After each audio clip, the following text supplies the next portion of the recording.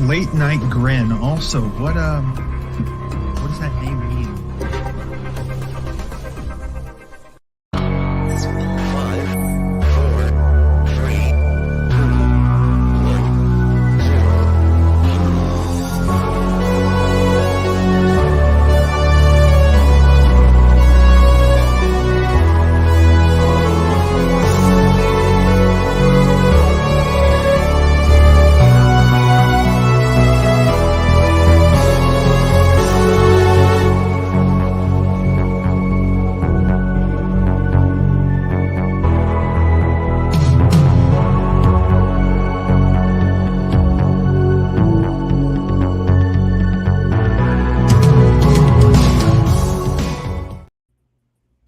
Yes, indeed, folks. Another Friday, another late night grim. We are live on the Twitter, the Twitch, the YouTube, the big three, as we call it in the industry. And we're here for we got some graps to talk about tonight. WrestleMania XL. I have to make sure I do that now because Bob was the first person I'd heard say that like out loud, you know. And now I'm going to try and do it every time.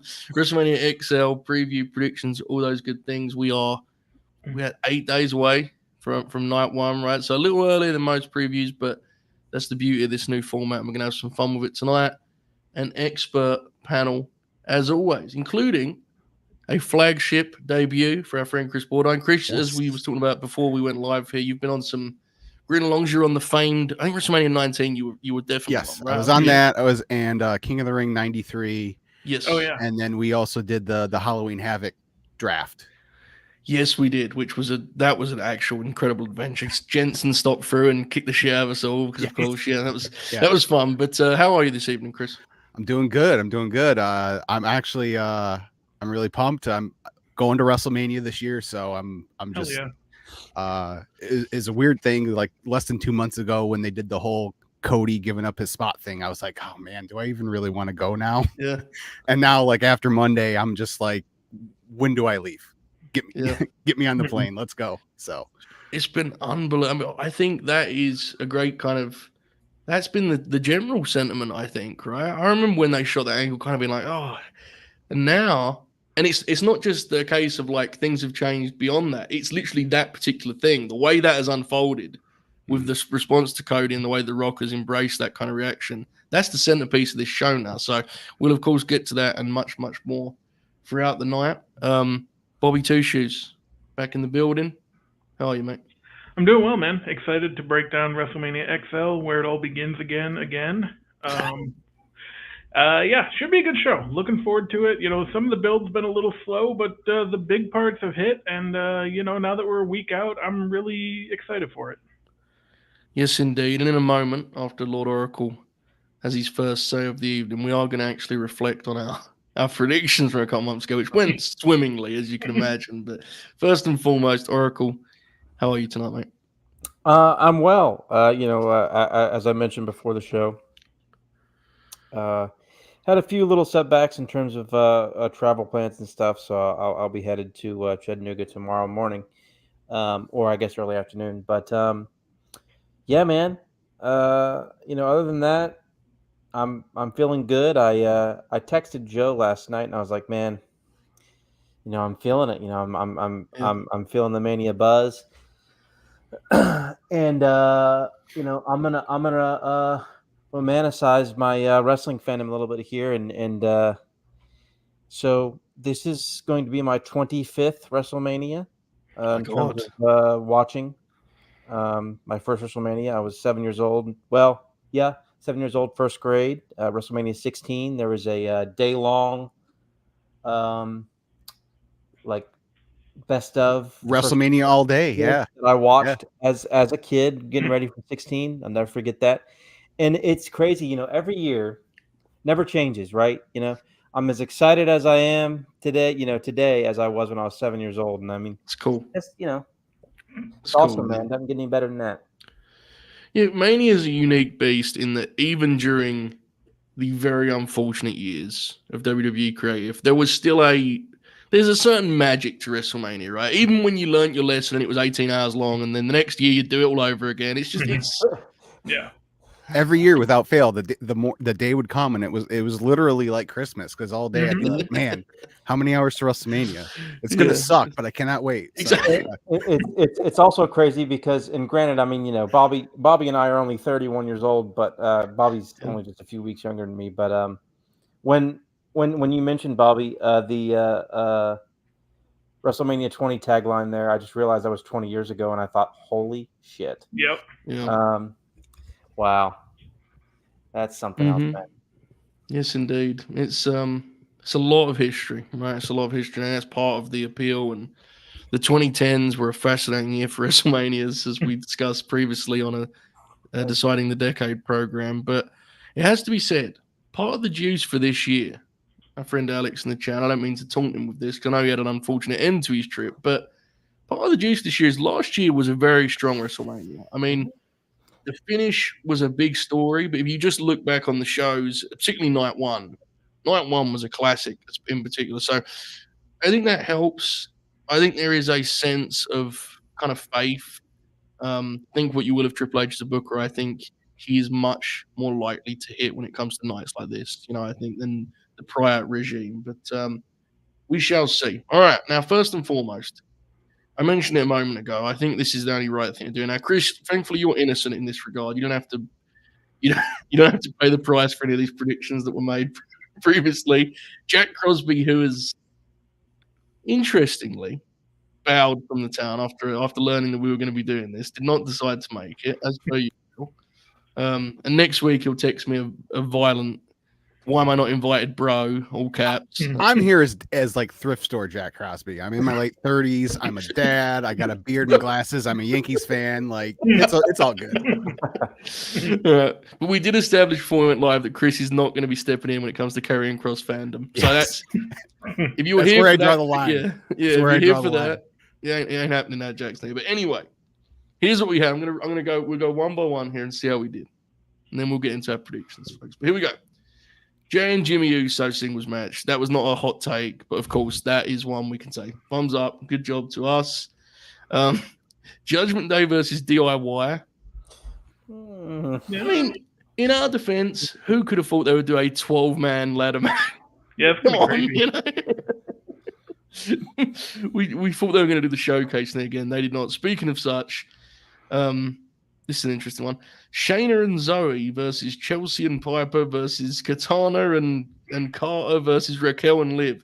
I believe none of those ladies have made the card, right? As of right now. Yeah, I don't believe so. Okay. Yeah, what you get. Here we go. Up next, Logan Paul versus LA Knight versus Santos Escobar versus Rey Mysterio versus AJ Styles and Kevin Owens. Kevin Owens and Logan Paul. That's about where it ends. There's no ladder involved either. I believe was the prediction there. So, yeah, and indeed, Escobar and Rey did get their own thing, even if not a singles match. We weren't sure if that would be the case, right? That did come to be. Drew McIntyre versus Sami Zayn versus Seth Rollins. If you squint, you could give us, there's something there. Becky and Rhea, of course. We had. Now, we expected Becky and Rhea to be the night one main event. We were not aware of the Dwayne Storm that was approaching us. But night two, we had Profits, British Strong Style, New Day, and the Creeds. Now, to be fair, how many of those teams did actually make the ladder match? Did we just miss Awesome Truth? Yeah. I think we just missed Awesome Truth. We put the Creeds in instead, right? So that's not bad. Randy and Dominic, to be fair, again, Dominic, I mean, it seemed like they come up with this pretty late, in the game too, right? Like he's just crossed back over to Rey. So that's fine by me. Here's one that I want to say is still in the chat. Trev, it was Trev. He called it. We did not. He called Bianca, Jade, and Naomi versus Damage Control, which is now official, correct, Oracle? That's now locked in? Yes, it is. And Nick Aldis announced it on social media about 10:30 Eastern. Wonderful. That was probably the best prediction of the night, and none of us made it. It was a member of the community, which par for the course, but shout out to Trev. Gable and Gunther, absolutely not. That's not what's going to be. Bayley and IYO, Cody and Roman. So, well, with all due respect, I think we did a pretty poor job there. Looking back on it. Yeah, not our best work. We got close on a lot of them, but yeah, I mean, you just got to own this one. It's pretty genuinely. I'm not to say that we're usually good at this, but that was late January, Mm-hmm. Yeah, because we didn't have Punk, so it must have been after the Rumble, right? We did it yeah, it was. week It was the week after the Rumble. Yeah, right after. If you want, Matt and I did a similar thing right after the Mhm. Rumble. I can read you what we had Go for it. at that time. So obviously we had Roman and Cody, we had Bayley Mm-hmm. and IYO, we had Rhea and Becky, and we had Jimmy versus Jay. Then we had Seth versus Gunther for some reason. I can't remember why. I think we were just scrambling. That was a thing at the time. Yeah, there was a lot of just buzz kind for of that. scrambling to figure out what to do with Seth with Punk out. We had LA Knight versus Logan, Yep. Randy versus Solo. We had Sami versus Nakamura, which they just decided to do 500 They certainly times on did Raw. Yeah. And the one I'm most disappointed. I've talked to you about this one a couple times, Joe, is Andrade versus Dom. Yeah, that's a bummer. And then we had Awesome Truth versus Judgment Day, which again, kind of. We had Bianca and Jade versus the Kabuki Warriors at 2-on-2 for the tag titles, which closed. Yep. We had the, as I like to call them, the Almighty Prophets versus Final Testament, and then the LWO versus LWO. So, well, you did better, I think. Fair play. I mean, did much better, I think. I still can't face that Final Testament thing. I can't wrap my. I mean, I don't even think it's a big deal because I am a firm believer in. I do think people take the "is it WrestleMania worthy" thing too serious these days. It's not that. You can have wrestling matches that go 7 minutes. It's fine, but let's take it easy here, fellas. I mean, good lord, it seems a little bit unnecessary to have the Carry Cross out there in a big stadium, but nonetheless, let's start there, right? Let's start there, and I won't say get out of the way, but let's get out of the way. I mean, I love me some Bob Lash. Street Profits are a hell of a team. AOP were a hell of a team. I haven't actually seen any of the stuff since they came back. I don't know how they've looked, but do we think they give them a step? Or is it just going to be a trios match? just a random Road 2 tag in the midst of WrestleMania? It could be a step, but I don't know. I can honestly see I don't think they're going to do a pre-show tag. They'll probably just throw this on one of the shows if they do it right. Yeah, I think so. Yeah, I think so. I think this is just going to be a cool down match. I think straight up trios. Okay, so I guess the question is, what do you think of the build and what do you think the finish is going to be? Bobby, I'll start with you. I mean, the build's been okay. It's a mid-card feud. I kind of thought they were just going to blow it off on SmackDown on Friday instead of doing it on Mania. It's cool for Lashley because I know last year we kind of were all disappointed that he wasn't on the card, and he's a guy that does deserve it at this point in his career. He's definitely done enough. Yeah, I mean, again, Cross isn't great, but it probably makes sense for Cross and AOP to win here just because they seem to have more staying power. I don't think Lashley and the Street Profits is a feasible team going forward, man. I think they're all better off without each other.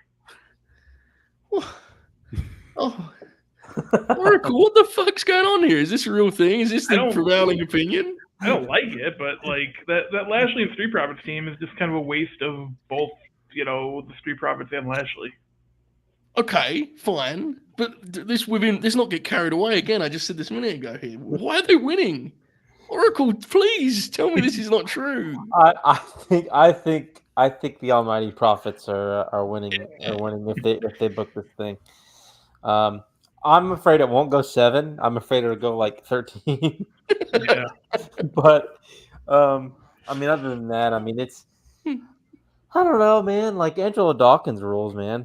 I think Montez is kind of fallen off a little bit, but I mean, he's still good. He's still got the tools. But I dig Dawkins' new look with the gloves. Yeah. But I don't know, man. This is the by far the.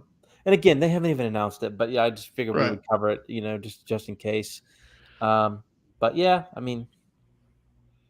It is what it is. It is what 7 or it 8 is. minutes, fine. If it's closer to 15, boo. That would be unfortunate. Yeah. Yeah. I assume it's just a WrestleMania moment situation. Lashley and Profits are winning this thing, I think, if they. Yeah, I agree. Chris, do you also agree? Are you on this perverse Bob O'Neill? I don't even know what's going on over there, Chris. What do you reckon? No, I mean, I definitely think Lashley and the Profits should win. Good. I just hope that whatever night it's on, it's more like in the middle, later in the show. So this is the ultimate go to the restroom match. Mm-hmm. Yeah. But yeah, I think Lashley and the Profits should win.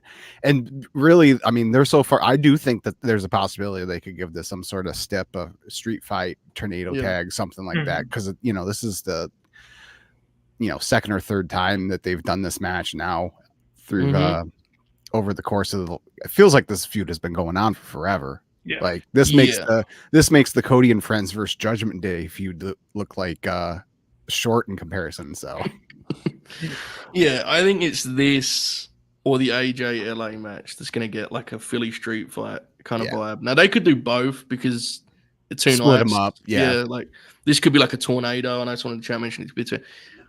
Ultimately, I'm not mad about being here. It's whatever. Like, and I do agree that Bob Bitt should be on after last year's thing. However, I would like to note that if Bob O'Neill's prediction is correct, then the police may be called. I may be contacting the authorities. I'm not rooting for it, You are rooting for it. I know you two. You said it with such vigor and excitement. You set us up for that, dude. What are you doing a Jack Crosby bit right now? Does he like?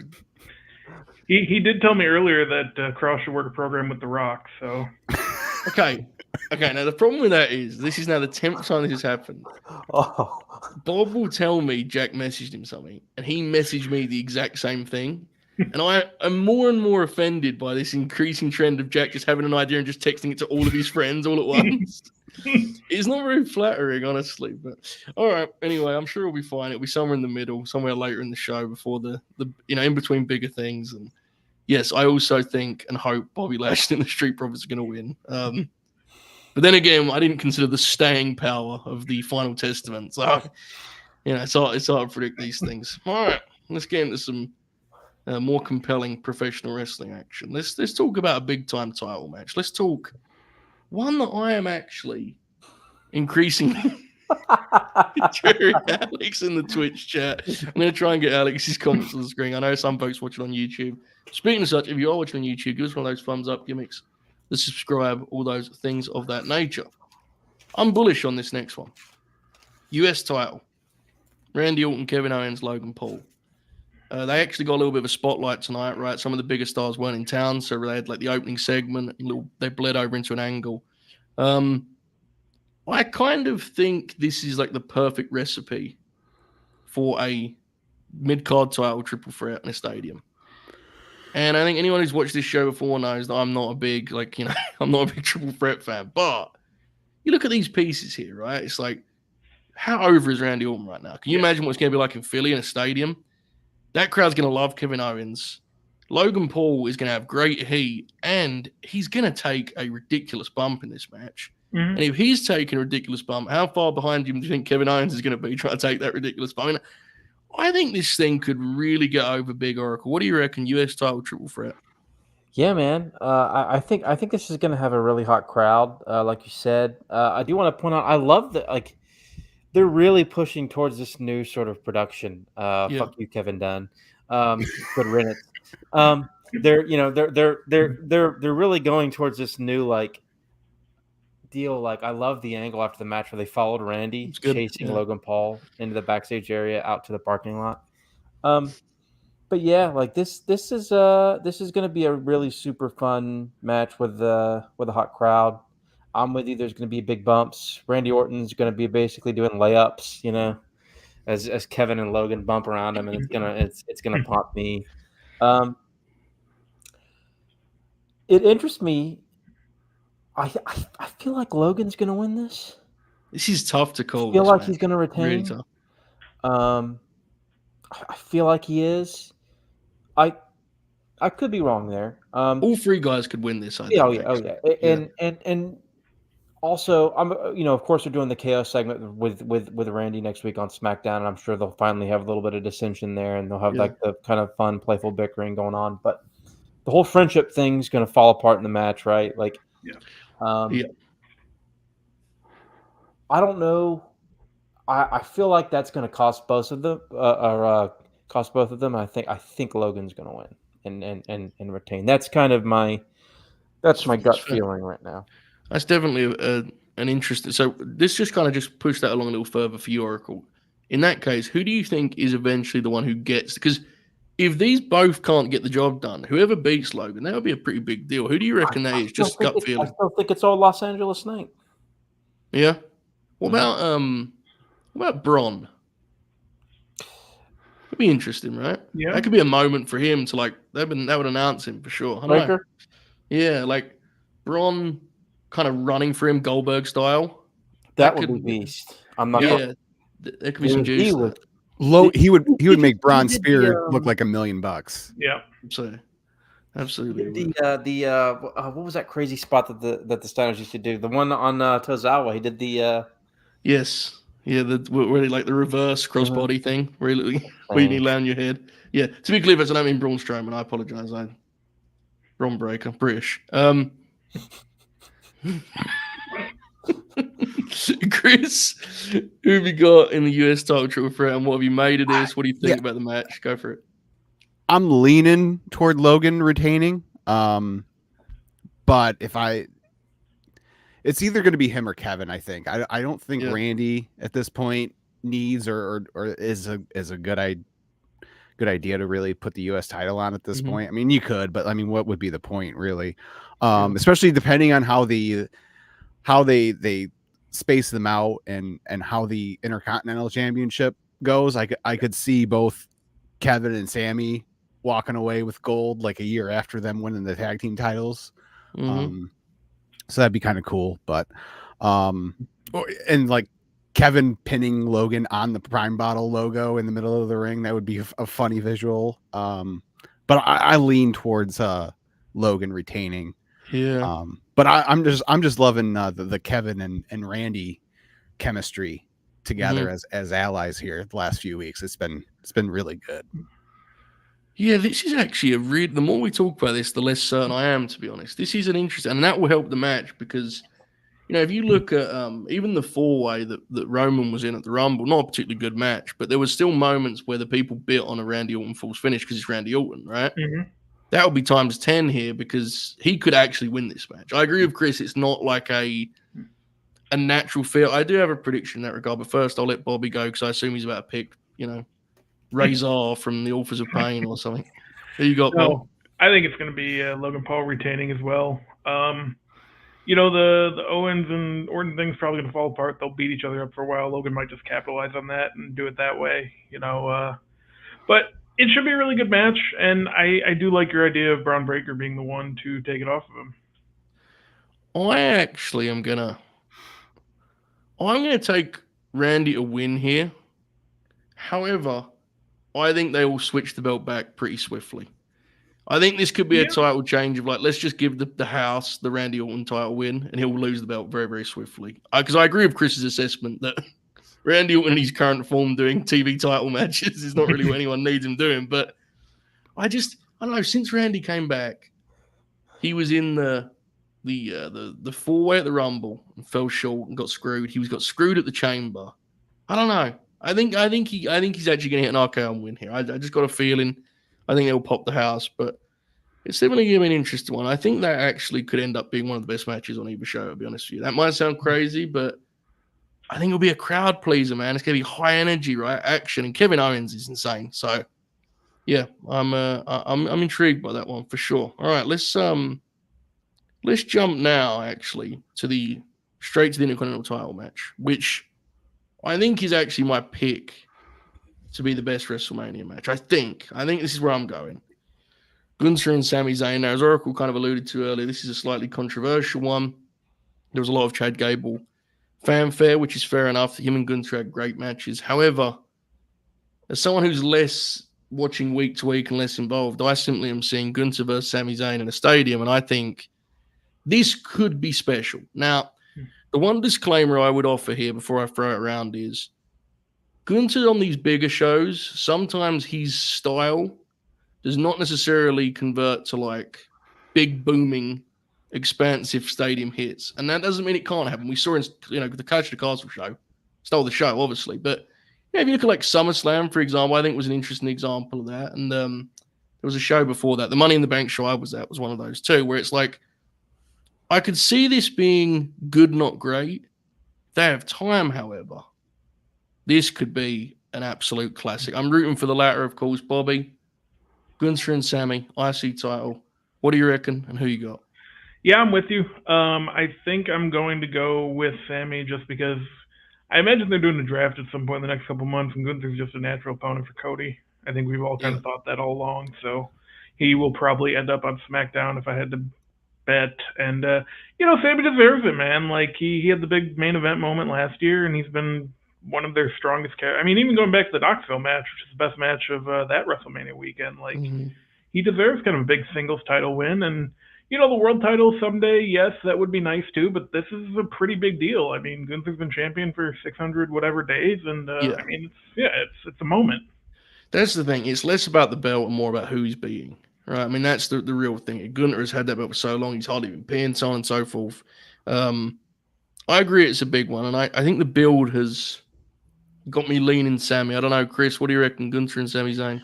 I think it could go either way, and to be honest, I don't care. I actually because I actually don't want either guy to win. And here's what I mean by that. Like Gunther's done everything he can do with the IC title, right? And I think it's time for him to lose it and prepare to be a world champion sometime later this year. On the other hand, having Sami in this match, while undoubtedly it's going to be a banger match, but just like a month and a half ago, he was going on and on about how he was going to be a world champion. And so for him to, I don't want to say it's a step down because of what Gunther has done with the IC title, but it just, I get you though. Yeah. And it's just, but yeah, no, the match is going to be great. I'm going to go with Gunther retaining though. Yeah. But well, I think to your point, I also think if Sami is going to get that world title sooner than later, it feels like him losing here would help that, help that path, right? It would give that more gravity. Like I think, because I do think he's going to get the Raw belt sooner than later. So yeah, I don't know. I was very much convinced Gunther was going to win, but the build has got me very torn because it does feel like the story they're telling. Like Sami just lost to Bronson Reed. It's like I don't know. It's an interesting one, Oracle. What do you reckon? Yeah, this is tough because I think they could go into a scenario where Sami loses and Gable cost him. Yeah. And Sami kind of has a mid-card program with Gable. Yeah. And telegraphing that. I don't know how Gunther loses the title at some point, but I think they could eventually be doing Drew and Sami for the world title down the line. Feels like it, yeah. Yeah. It's tough to pick. I mean, I think the match, I'm leaning towards the match being awesome. I think Gunther's kind of been 50-50 with these stadium shows, right? Like Triple Threat last year, amazing. Unbelievable. Clash with Castle Sheamus, amazing. Yeah. But, McIntyre match. There was another big. Was the other big show match I'm thinking of just the one I was at with Riddle? Is that the only other one? Yeah. That might be it. Yeah. Yeah. But there, those were just kind of there. Good, solid, but nothing spectacular. But I'm leaning towards this match to be awesome. I think it's tough to pick this one. I do too. I think there's a lot of directions they could go here, because Gunther and Sami are like both have directions they could go over the course of the next year, and as the examples of booking has shown the last 2 years, there's always seeds planted for sure guys at this right under the top tier to move up and be inserted into bigger and better things. So I don't know, it's really, really tough. I'm gonna go Gunther, but I'm not 100% confident on that, but I'm gonna. I Yeah. think it's a safe pick. But I wouldn't be shocked if Sami won. I feel like Gable's gonna have some involvement here, and maybe they do like a. And let's be clear, Triple H loves the whole like turn a guy heel and then like suddenly he's face again 3 months later. You know, we're like, you know, like they did it with Gargano in NXT. They certainly did. It was Yeah. awful, but I mean, like it could definitely happen here with Gable, and Gable ends up beating Gunther right in this late spring, early summer, or whatever. So I don't know. You know, that's a possibility. I'm gonna go with Gunther here. I am too. I think just based on like, I don't know if Triple H ends both the Roman reign and the Gunther reign in the same weekend because he is famously a heel pervert. Mm-hmm. I think one of those has to live, and I think Gunther. I mean, I assume Gunther would have to be the one of those two to continue. I think Gable may get this in Paris. I just got a feeling they may go back. So I could be completely wrong. I haven't really got like a horse in that race. It's just my feeling. In terms of the match, Alex just mentioned it. I think we've all kind of circled this, right? If this has time and even slightly favorable placement, this could be a classic.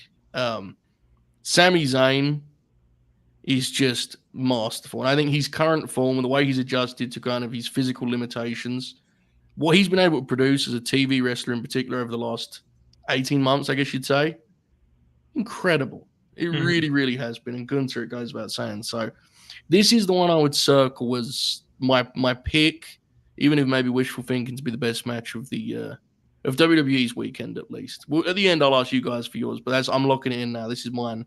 I think this could be very, very special. All right. Let's jump now to the 6-pack tag team ladder match, which again is here we go. Judgment Day, who tonight I would like to know were having an argument that was so compelling that the lads were wrestling in the middle of a ring and they were like, it doesn't matter. Dom's talking to Rhea Ripley. It doesn't matter what Tyler Bates doing. Forget about it.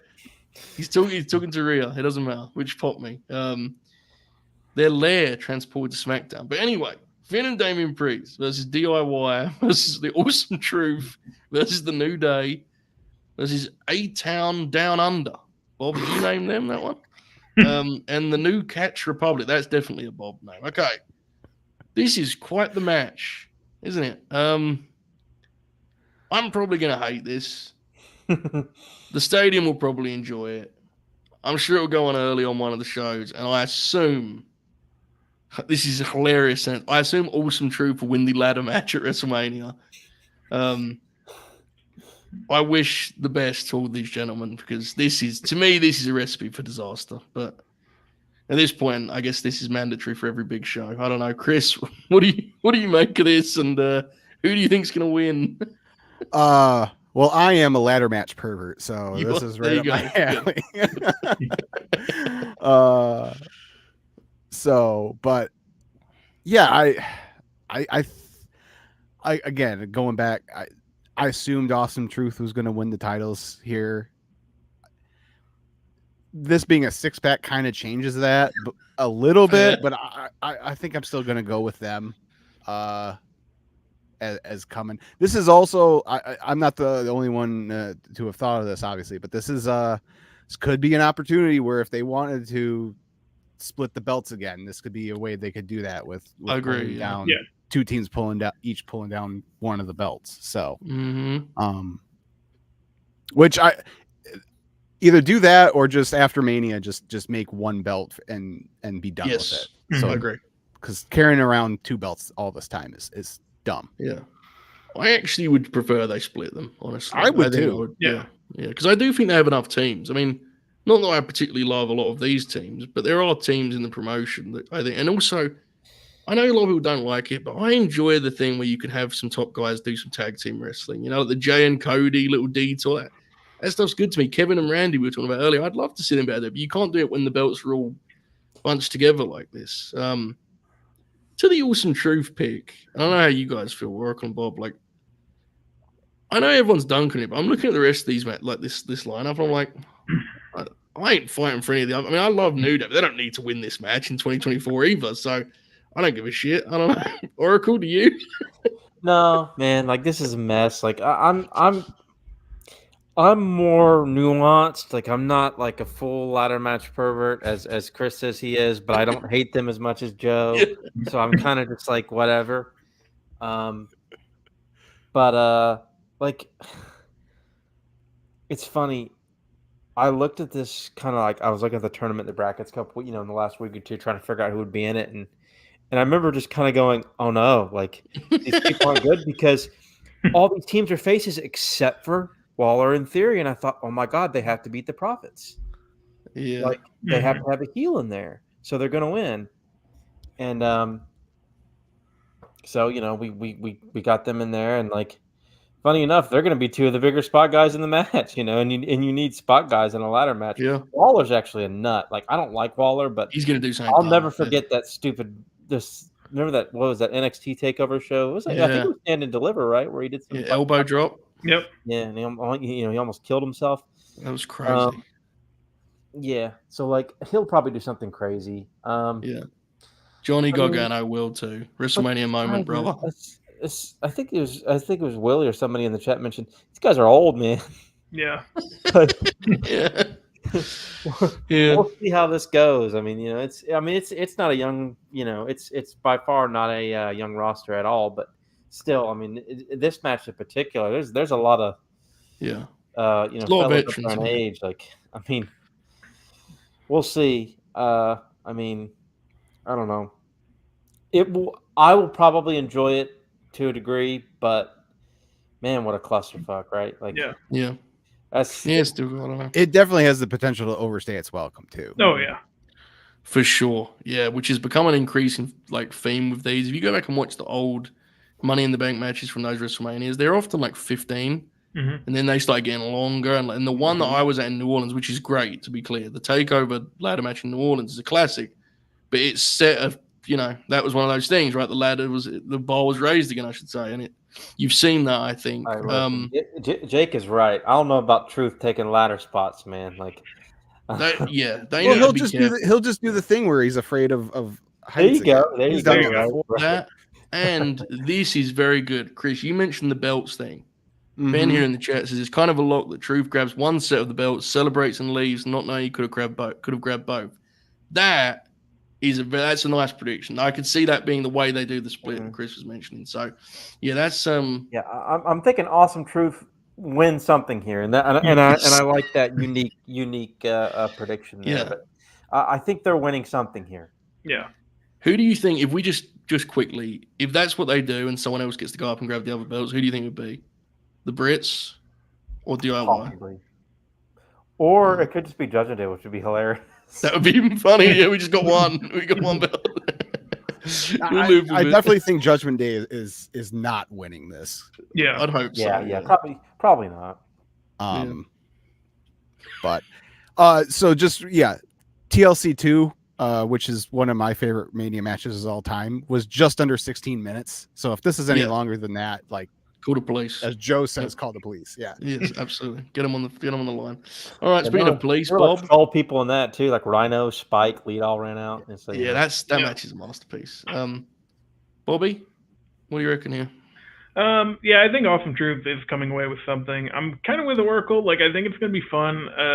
12 people in one ladder match is insane, but we'll see how it goes. I think either the idea that Truth takes one and then the other one is still up for grabs, or they just get both and either they lose on Monday or Miz just, attacks them and they're vacated, and then that's how you split the belts.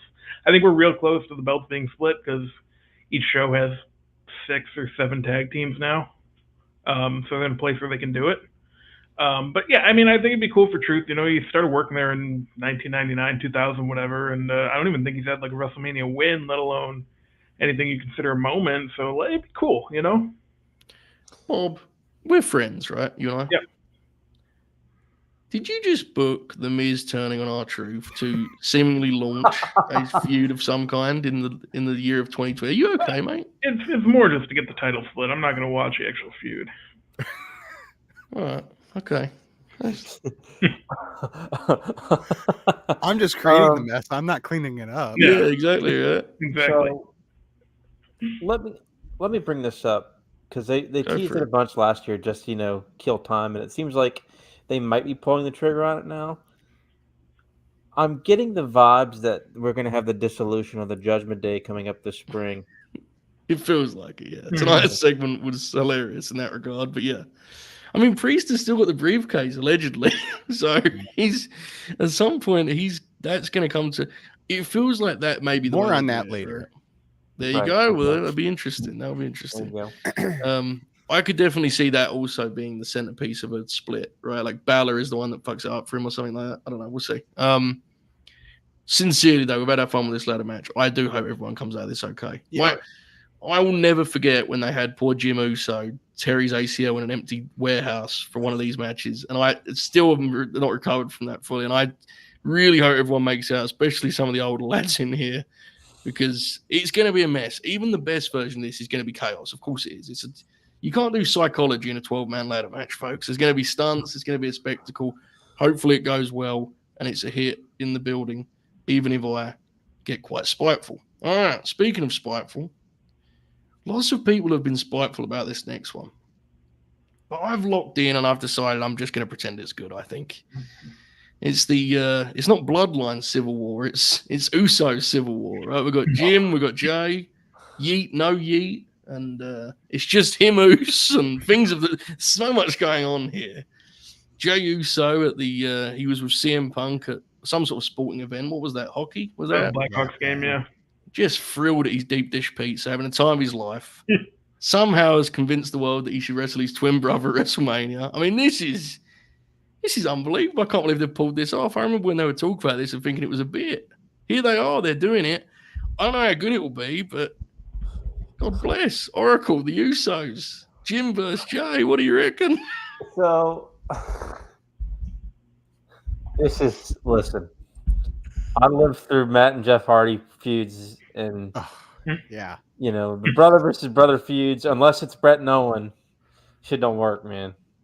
Yeah, like this is it never. Brett and Owen is the one. Other than that, it don't really work. This is I'm with Alex here. This could be misery. I'm not gonna lie. This could be like I mean, it's and the faces, man. The face. I can't handle the faces. I bring it up I've brought it up like 17 times since Rumble, but I was at my brother's watching the Royal Rumble. My sister-in-law, she was in the spot where Jay and Jimmy are like, and she was like, "Why don't you guys do that when you're about to fight?" And she's like, "Why don't you make that face?" I mean, like, no one takes that shit seriously. No. Like, it's like, I mean, wrestling's stupid, and my, my sister-in-law's smart enough to know that, but like, it's like, this shit, man. It could be an issue. You know how, remember how divisive those Roman and Jay matches were in 2020, and I was, I liked elements and hated others. This is going to be like the worst parts, like times 12, like the acting and all this shit. Like, especially if it's long. At least with Roman and Cody, and we'll get to that. Like, there's going to be a lot of like sports entertainment masterpiece booking going on in that one. Mm-hmm. Well, this is just like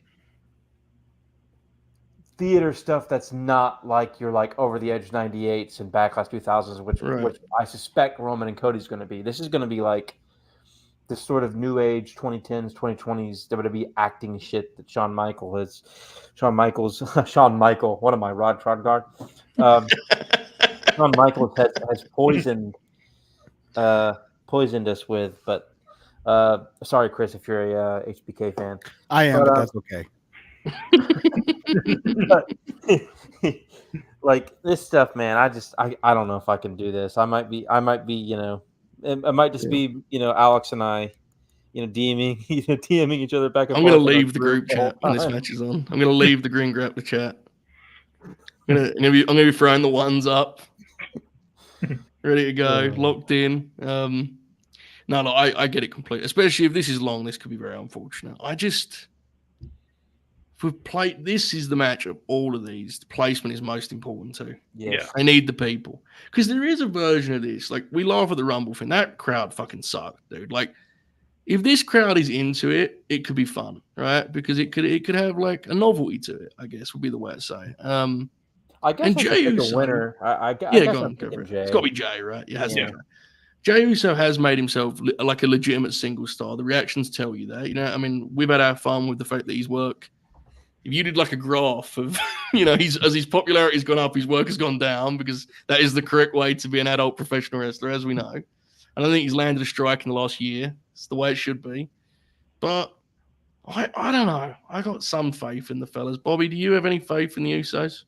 I mean, I don't really like either one as singles guys. I know a lot of people like Jey. I think his entrance is going to be really cool.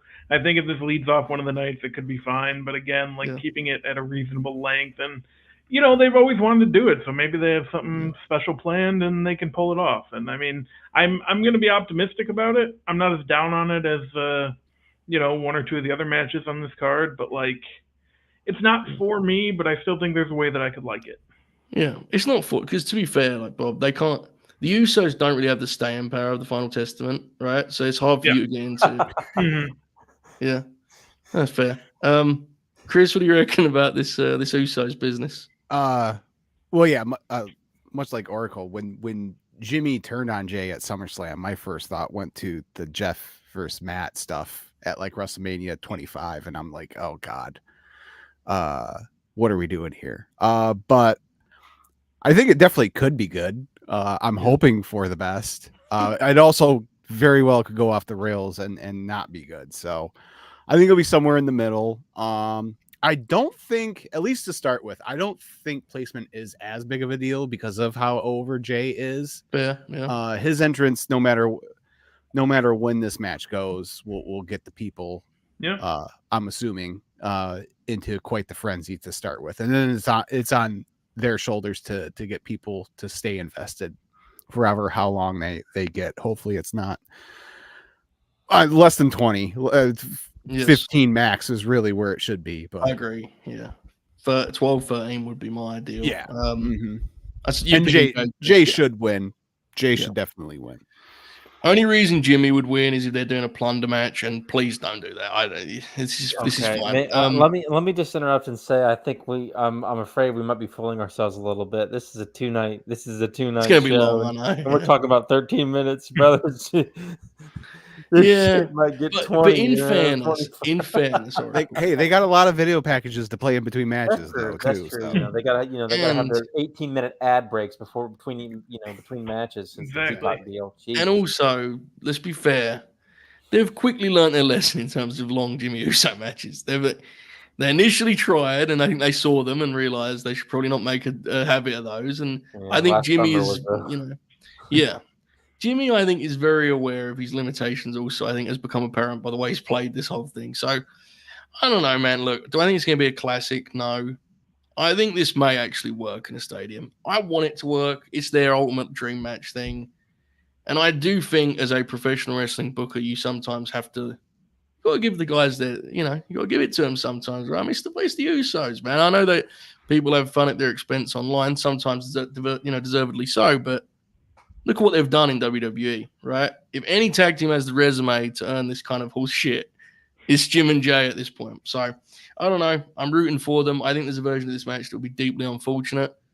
But I'm hopeful. I'm taking Jey Uso. And if nothing else, the one thing we all agree on, Jey's entrance will be cool in the stadium. And it's wild that we're at a point where that's a real thing, right? Jey Uso's singles entrance will be a big thing on the night. So, we shall see, folks, but Jey Uso is the pick nonetheless. Okay, let's now jump to another one that's actually got like a little bit of pushback, and I think they've won the people over as of late. LA Knight, AJ Styles. When this first was coming to be, there was a lot of singles match at WrestleMania. I never had a problem with it, but it must be said, they've given it some juice as of late, right? They did the hilarious angle last week involving Wendy. And then tonight they had They had an angle on SmackDown where AJ Styles had, I think, about 25 minutes to kill on the microphone, I believe it was. It clocked in. LA had the Skies and so on and so forth. The way they're doing this build, I think they're going to get given a step. That changes the conversation wildly. So as I throw this to you guys, feel free to tell me firstly if you think it's going to get a step and then proceed from there, because I think that will shape the assessment here. Chris, I see you got the AJ Styles shirt on, so I'll start with you. LA, AJ, what are you thinking? Yeah, like a lot of people, I wasn't sure about this for either guy when they started it, but now like they're cooking now. I love a good home invasion angle like they did last week. AJ's I guess AJ said something about new music for Mania. Brother, if he comes out to Evil Ways, that'd be cool. Yeah, I will lose my mind. So yeah, but this is a chance for AJ to put another solid Mania match on his solid. You know. That's a tradition at this point. Like we're looking at the Shane match and the Boneyard match as far as his Mania resume. It's a shame, yeah. Sadly. So, but I think LA Knight should win here and continue his rise as the megastar. I agree, but I think there may be a twist in the towel, which I'll get to in a moment because it's entertaining me so much thinking about it. But I do agree with your assessment. Look at this pick. This. All right, I'm not even reading it out loud. All right. So okay, go for it. No. I have to tell the story. Okay. So I was at the Raw where Shane came back, right? Yeah. Okay. And I regrettably lost my damn mind. Like, it was a big moment. It was cool. Like, it was ridiculous. Matt will attest because Matt and I went together, and I was, I wish he would have had video rolling on me at the time. It would have been. It was a big surprise, wasn't it? It was. Yeah. It was. How long had it been? Like nearly a decade, right? Since he'd actually been around. Yeah. And then they had that little plot line about like the hidden. Remember, there was that plot point they never went back to. There was like something hidden away somewhere. Like a treasure. That was the episode of Raw where Triple H bloodied Roman at the end of the show. Oh yeah. Heading into their feud. What a feud it was. There you go. All right. I got the locked box. There you go. Chat knows. Yes. We all remember this for some reason. There we go. All right, Bob. You've impressed me so far tonight with the Skip Bayless style approach to this, man. What you got with this one? Well, I still don't like LA Knight very much, but you prick. I do think this match will be good. The build has been pretty good. I'm with Alex. Give it a street fight. You know, this is a match that could use some plunder. AJ's going heel, breaking away from the Good Brothers. Maybe he's got another team coming to have his back, possibly. We'll see. But yeah, I think LA Knight should win. All right. Bob's kind of stumbled on it here, so I think AJ Styles is going to win this match due to a Tama Tonga interference, which is the funniest fucking thing you could ever do in a stadium. Not because I dislike Tama Tonga, but the amount of people that are going to this show that will know who he is. I mean, I'd imagine it's not many, but I think we're going to get one of those moments here. Like he's going to pull the hood off, and Corey Graves is going to yell IWGP tag team titles 100 times. Yeah. I actually think that's what's happening here, like legitimately. So that's my pick. Oh, that's perfect. Was it perfect? It doesn't sound perfect to me. Was it perfect? I mean, 1999, Randy Savage had his crew, right? Yeah, bro. True. He looks... Every time I see AJ, dude, I laugh out loud at the way he currently looks. It's insane. It's unsettling. God bless him.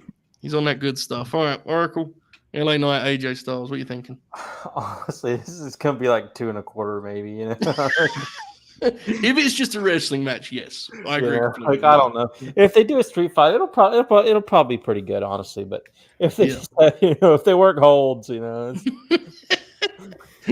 works the leg, and then Tama Tonga comes out and pulls off the hood, it's gonna be. Yeah, who's your prediction, or who do you reckon? You LA? Yeah. Well. I don't know. You've got me thinking about this.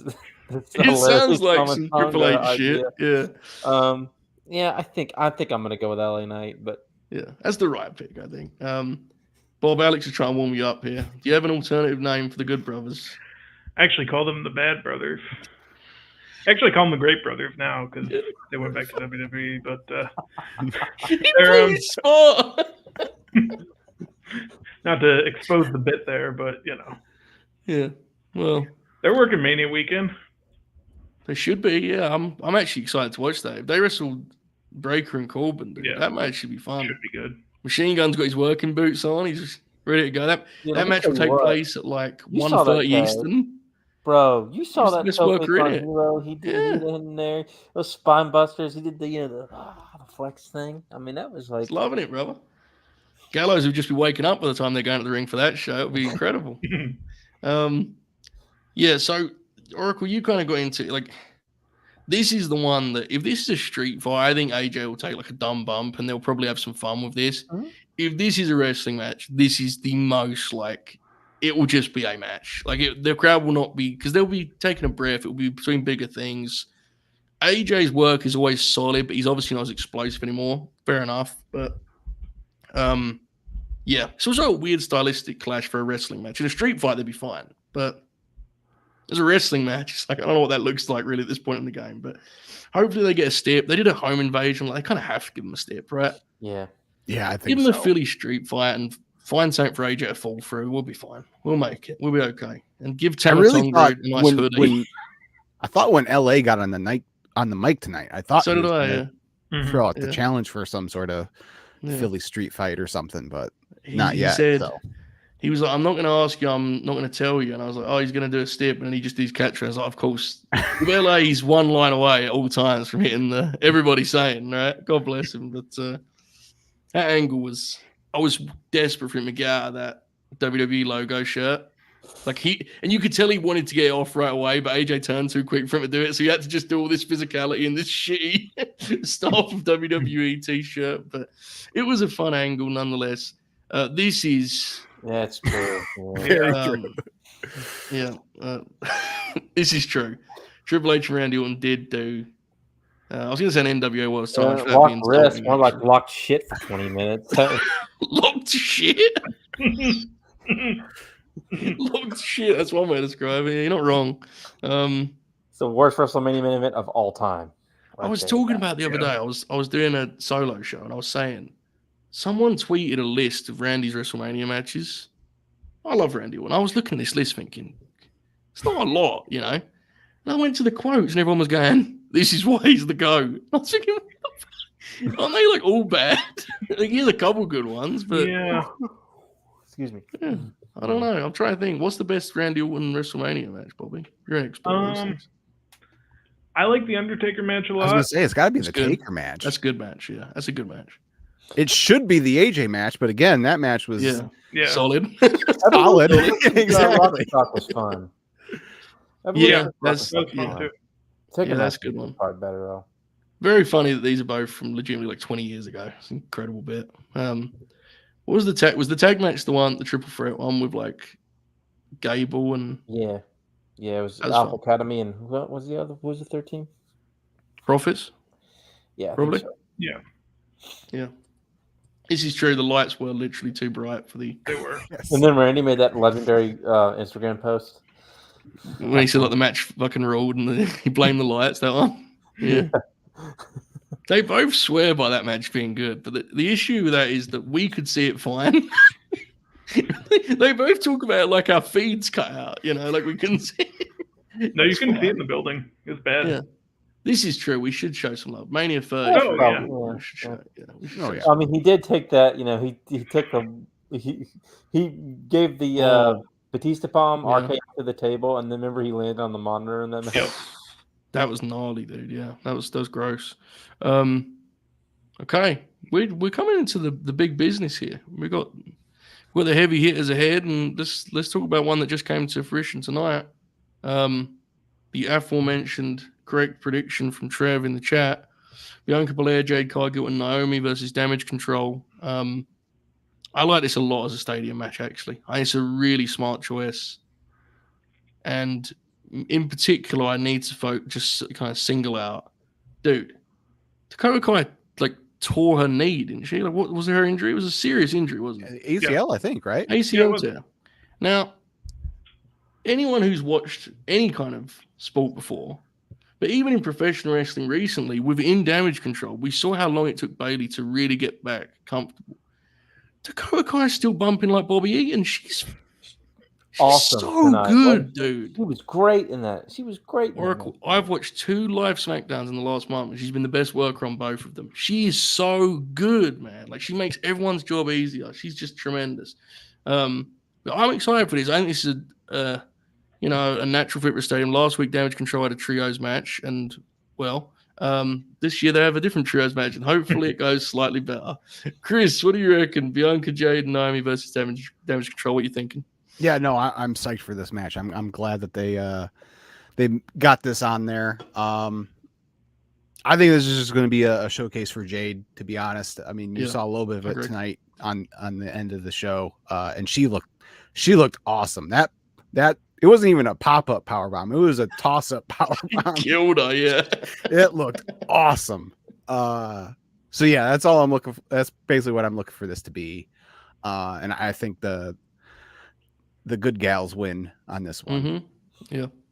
Yeah, I tend to agree. I think you're right. I think we might get like a kind of mini double heat situation where Bianca gets like a hot tag in the middle, and then you build to the big Jade hot tag to close, and Dakota is going to be doing a lot of the bumping here because Asuka certainly can. Kyrie is now a hilarious wrestler, so I don't know what that will look like. But you see the way Kyrie went up for the Jaded tonight? Just blank face. Mm-hmm. This is the professional wrestling move I'm taking tonight. God bless her. Good for her. Oracle, what do you reckon about this one, mate? Go for it. Yeah, Jade was awesome tonight. I'm pumped for this, man. Like, they've done a really good job with her. I think this will be a fun one. I think it's a 10-minute sweet spot would be perfect. I actually think there's a good chance they'll do a 10-minute sweet spot with this. Maybe 12. I agree. Yeah, 12. Where the other ones were like, and the other ones are going to go way too long. I'm still worried about the Jimmy J length. Oh my God. But this one should have this. I'm excited for this. Dakota's got a lot of work to do. Agree. She's happy to do it, though, I think. Yeah. She's used to that, right?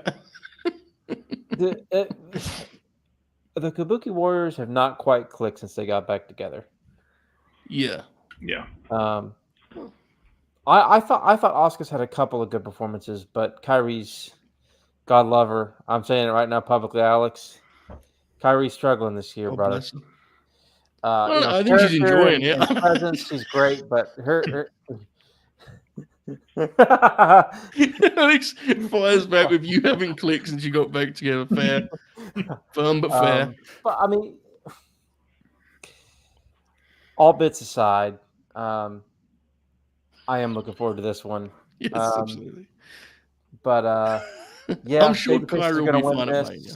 Babyface is gonna win this. He's so mad. Yes.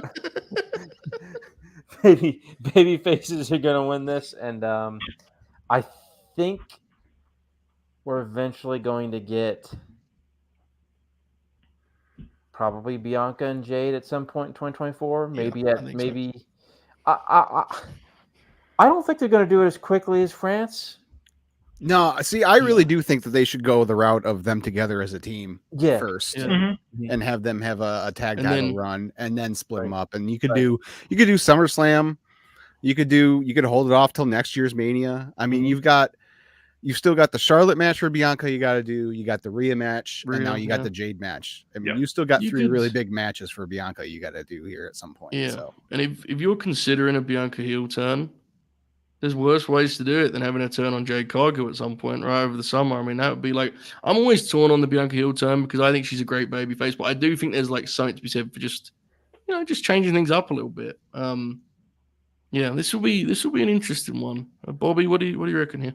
Yeah, I'm with you guys. I think you let Bianca and Naomi get a lot of their stuff in, build the whole thing to a Jade hot tag. She comes in, does some of the big kind of Goldberg-like stuff we saw during the Rumble, and she gets the win, and you're all systems go from there. Yeah, I think Kota may have a big part to play post-Mania with where the belt's going and so on and so forth. Of course, Tiffany Stratton got a vignette tonight, and she's kind of pretty obviously going to be a big part of post-Mania, but did not quite work out to get on this card, unfortunately. But it is what it is. It happens, right? I should mention before we get to the four main events, quote unquote, I should mention the we got five actually. We got five, right? Yeah, because the Seth Drew match. My bad. There's a lot. I like this argument from the contrarian here. The Lloyds of London, Kyrie Sane conspiracy. I believe it. Yeah, I forgot Drew and Seth. Okay, so before we get to those, we should probably talk about the match that is almost certainly happening that was set up tonight. Rey Mysterio coming out and having a partner of his choice. I thought it was going to be Andrade. With all due respect to Dragon Lee, who's very cool. I was hoping for Andrade. But it looks like Andrade is going to be involved in a Legado Judgment Day situation after WrestleMania. It does, yeah. As is, the match is set to be Escobar and Dom versus Rey and Dragon Lee. Now, I will say, Bat Signal situation with Colito tonight and the way they focused on his response to the news, which was even funnier by the fact that they actually chanted for Colito, which is professional wrestling. He was all happy that he got a chance, and then when they announced Dragon Lee, his face was so sad. Yeah. Wild, dude. People like him. Yeah. I'm sure he's cashing checks, brother. God bless him. I can't believe he's there. They'll have a big brawl on the floor and everything. It'll be fun. Yeah, I can't believe he's working there again, to be honest with you. So, anyway, little bummed it's not Andrade, but seriously, this is really cool for Dragon Lee. And he got called up, 6 months ago? And he's almost certainly going to go absolutely nuts here, right? I think this is going to be, we talk about Jade having a showcase. I think you're going to see similar here for Dragon Lee, who clearly is someone that's like a long-term project for them on WWE TV. So this should be fun, Bobby, right? What do you reckon? Yeah, I mean, obviously it's cool that, Ray's still getting these opportunities. I know we're all big fans of him. Huge spot for Dragon Lee. The Dom and Ray stuff is always something they can go back to, and that's the nice part about it. And I think Ray and Dragon Lee will get the win here, and it should be a really good match. Yeah, I think I agree on the pick. I don't think it's impossible they pin Dragon Lee after he has like a crazy showing, but I'll pick the baby faces too. Chris, what are you thinking about this tag? I think Dom should stack Ray and Dragon Lee and win. True. Correct answer. Yep. Agreed. Cosign. Lock it in. I just can't get over the wonderful hair on that team with Santos and Dom. I know, right? Just the all hair team. Dude, how great was that graphic they flashed out of like up next? And it was like the segment was literally called Legado Thanks Dominic Mysterio, and they had like their official graphics under the. It was tremendous. This is interesting. Just quickly here, what do you think? Too many tag matches? Did they go full New Japan? Invasion attack in Philly. They probably leaned a little bit too much into it. I don't think it's too bad, but it's definitely I mean, you're just not going to please everybody. I mean, because there's someone already earlier in the chat was talking about how Tiffany got left off. Like you're you're either a bunch of multi-mans or a bunch of tag matches, or people are just not going to be on the show. So I'd prefer, especially with how they do it. Like you mentioned earlier, Chris, there's so much stuff that's not wrestling on these shows. If they were just wrestling shows, you could do 2 9-match cards easily. Like easily you could do that. But the space between matches on these shows, 7 matches, they do 3-hour shows that are 5 matches now. 4 matches last month, and it was fucking 3.5 hours long. So it's difficult, but I do get the point. I actually think these matches are a better fit in a stadium at times. We'll see how it shakes out. Maybe it's something to circle back to afterwards. But Oracle, what are we thinking here? Yeah, I think this could be really fun. This could either be like awesome or kind of, it could definitely be a little disappointing. But I tend to think it'll be on the more positive side here. I think it's tough to pick a winner. I actually think there's a good chance the heels win here, because I think, I could be wrong on that. Ray won last year, right? He did. Yeah. He did. I still kind of feel like there's more to this. Like, I feel like we're gonna get like an eventual Judgment Day Legato program. Okay. But I don't necessarily think LWO Legato is over at WrestleMania either.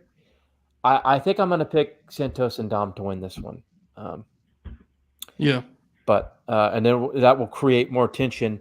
In fact, we'll cover the big women's title match here pretty soon. But I think everybody in Judgment Day loses. Dom actually gets the win for his team. Wow. And it creates adds more to the sort of hilarious backstage segment that they had tonight. But yeah, I think we're gonna get, like I said, I'm becoming more convinced that we're gonna get as I put it, the dissolution of Judgment Day. Yeah. Seems that way. As a big spring program. Yeah. Though we should note, Dom does just want to make the Judgment Day proud. Which... Yeah, and that's where Andrade comes in post WrestleMania and says, Uncle Andy comes in and So he just walks around backstage and just trying to impress Rhea, which relatable.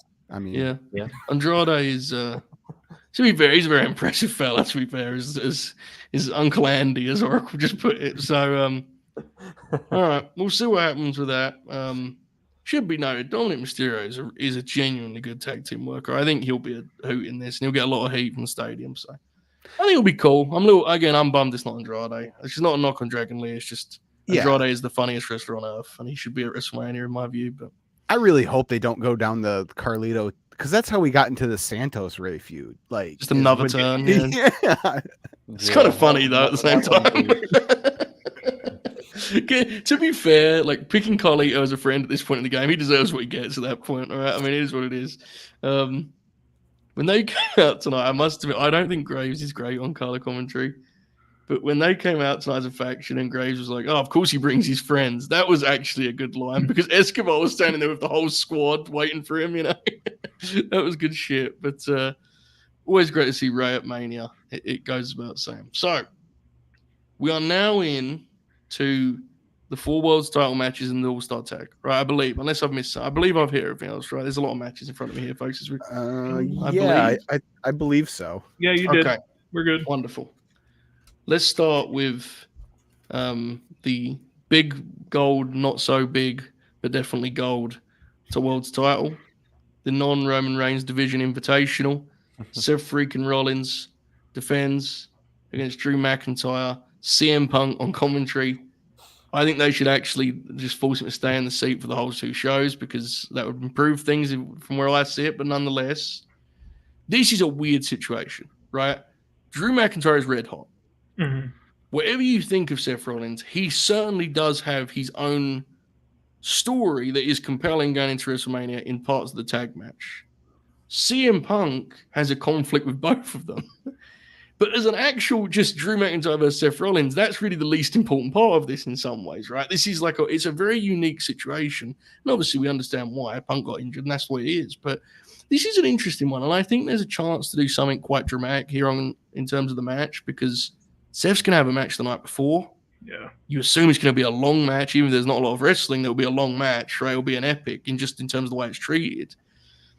I think it'd be cool if Drew run through him here, but I think instead there's some CM Punk business ahead, Oracle. What do you reckon? World's title or pretend world's title, whatever we're calling it now. What do you reckon?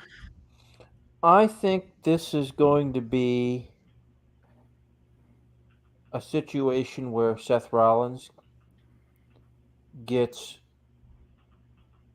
beat up pretty badly in the main event of night 1 in a long match and comes in with taped ribs or whatever. Tape, right? Yep. Drew's beating the tar out of him. Seth makes this big epic comeback. Punk's on commentary, probably going to be excellent at that. Mm-hmm. And all of a sudden, something happens, or Drew like, you obviously have to be careful, but shoves Punk or something. Goads him. Yeah. Mhm. Punk gets mad and hops up on the apron and comes in for a swing, and Drew ducks and He is it hits freaking right. Seth and Claymore 1, 2, 3. And Yeah. Punk's like, basically as Alex said, SummerSlam 1997. It advances both feuds, right? It advances both feuds. Yeah. That's What do my you, so prediction. Probably, the match you probably just about laid 15, out. probably about 15, Okay. 18 minutes. Yeah. To be honest, I mean, it's going to be, and I don't even necessarily disagree with Willie. I think, the idea of an 8-minute squash, is appealing to me, but Yeah. that's not what they're It's going to do. WrestleMania. Yeah, they're going to do They're something going to big. do Seth injury angle where he's worked with tape ribs or whatever. Drew's beating the tar out of him. Seth makes a big epic comeback to get on the floor. Mm-hmm. Punk gets goaded by, repeat, rinse, repeat, whatever, and then You did hit Seth, Claymore, boom. Yeah. You mentioned to me the Punk entrance will be a cool thing on this, right? yeah. Like, I hope he gets a full entrance because I know it'll be dumb and unnecessary, but it's also core personality on WrestleMania. Let's just do it. Like, who cares, right? Mhm. I actually think it's YDG too. I actually think that's a bit of a stretch, but I would not think Okay. that's completely out of the realm of possibility. Let's get this around. Chris, you kind of alluded to this earlier, so I'll throw it to you in a second. But first, I'll just read this. Punk GTS's evil winner. Damian Priest gets the strap. That would have achieved something similar to what Oracle laid out, and would be again a moment. We know they love moments, Chris. What are you thinking here in terms of Damian Priest? Go for it. Yeah, definitely. And I'll finish with that thought. Go for it. I love I've actually really loved this feud. I love how they've been for weeks. Drew was yelling at Seth about how Seth didn't have his focus on this match and wasn't taking it seriously. And then this week, the reverse happened. Drew was so focused on Punk, Seth got the jump on him. Good call. Good call. I know I'm the high man on this panel when it comes to the Seth freaking. I think that this match could steal the weekend. Definitely has the potential to. But yeah, I've been on the Priest cashes in when it was going to be Seth versus Punk. I thought it was going to be during the match. I thought it was going to be Heist of the Century. Only this time Seth was the victim. But now I think Drew wins, and then either Punk does something to Drew after the match or something happens, but Priest comes in and cashes in on Drew, and that adds to the frustration of the Drew character. Absolutely, yeah. Him just going further off the deep end of like, I finally get my moment in front of fans and it's taken away from me again. Like, yeah. And he should, if that's what you do, he should totally deserve that too. Like, he should win the belt and be a real dick to Punk about it and pay the price for it, right? Because I do think folks are saying to the Drew arc, they are like, we have to remember, like, he's still the heel here, you know? Like, while he has a point, the way he's gone about it has obviously been wrong. That's the point of this thing. So the idea of he gets his moment, but he's such a dick about it that it costs him the same time, I think that's very compelling. I'm not sure I'm really into the idea of Priest as world's champion, but the idea of the angle. It doesn't have to be for long, though. Yeah. Like, You're right. Yeah, you're right. Yeah. I don't want to go full 2000 with this. You can flip it. You can, yeah. But we got to get to some sort of middle ground. Not every in either company. Not every title reign needs to be 100%. 8 months plus.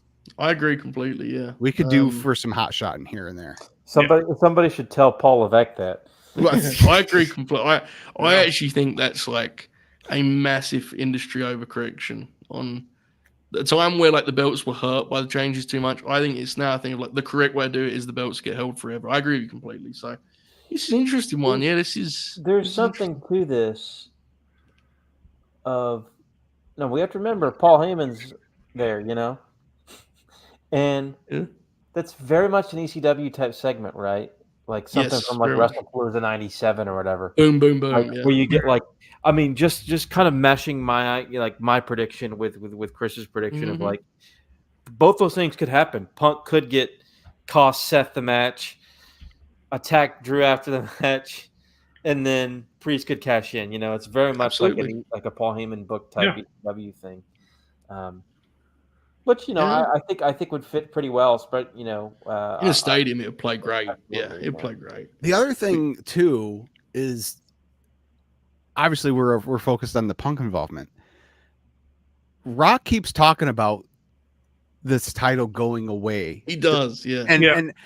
And the way he says it, like he's not saying I'm going to take it away from you. He says I'm going to make the belt disappear, which makes me nervous. I think there should be 2 belts. Right.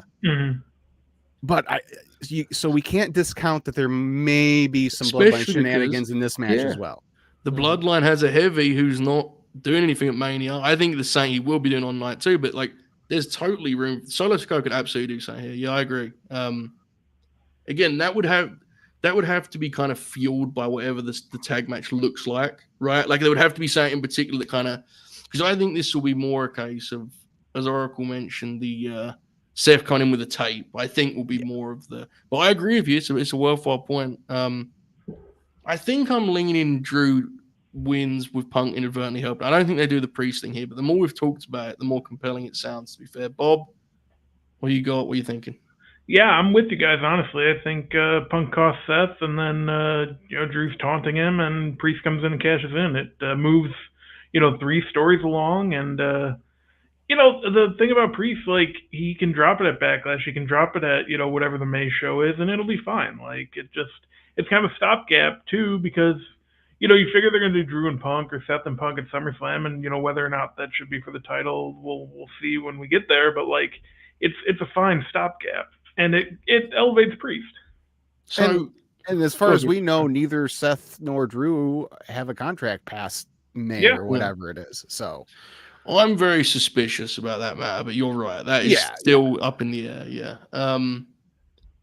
If we're doing the Priest thing, then it feels like Sami should be the guy that beats Priest in that case, right? If we kick that can down the road a little bit, that's interesting. All right, that actually was much more interesting than I thought it would be. I didn't quite consider. I always forget the Damian Priest X Factor, even when I'm reminded of it very frequently. So we'll see what happens. Alex, there were very level-headed assessment of the matter. I appreciate that. All right, let's proceed here. Let's talk Damage Control. We talked about them earlier in the trios match, of course. IYO SKY, SmackDown. No, not SmackDown. WWE Women's Champion. The other belt's the World's belt, right? Women's World belt. I find this confusing.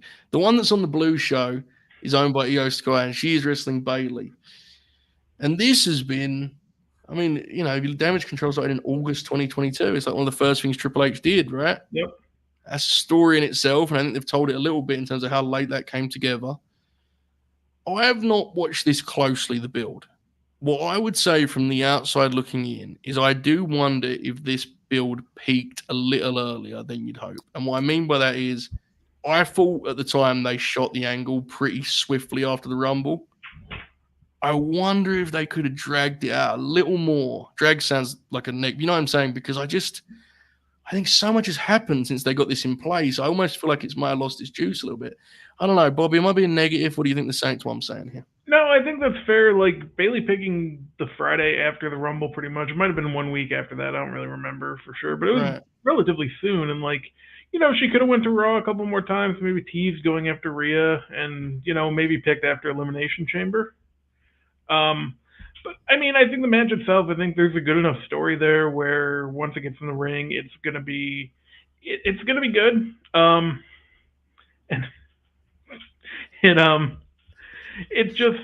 It feels like it would be nice for Bayley to win. And again, this isn't a situation where I think she has to hold the title for a long time. And, he has been doing a great job, but like, that feels like the move here. But yeah, I agree. Like, they kind of need to hit a home run next week on SmackDown if they're going to do one more kind of thing to drive it home. Or, if we're just going to roll with it from here, it is what it is. But yeah, a little more build. Or not even a little more build, just timed out a little better. This is a good point, actually. Sorry, but this is a good point, though. That too. It was the show of We Want Cody. That's a great. I'd forgotten that completely. That's a great point. Yeah. Who are you picking, by the way, Bob? Bayley. Okay, cool. Chris, what were you thinking? Bayley and IYO for the build, so on and so forth, and then who are you picking? Yeah, this kind of played out exactly how I thought it was going. As far as Bayley or Damage Control turning on Bayley and Bayley choosing IYO. But yeah, I think they probably could have waited another week, especially like we just mentioned. Like, again, this goes to they just didn't understand the backlash that they were going to receive from that whole Rock Cody mess. Because I think if they did, A, they wouldn't have done that, and B, they would have done this angle on a different week. And I think they probably did the Dakota turn a little early as well. Mhm. I agree. Yeah, I agree. I think if you would have done that, you know, here in the past couple weeks instead of like a month ago or whenever it was a while ago at this point, I think that could have added things a little closer and pushed it to the finish line a little bit better. But I'm excited for the match. This has got to be Bayley's moment. Yeah. I did a poll tonight on the Twitter app.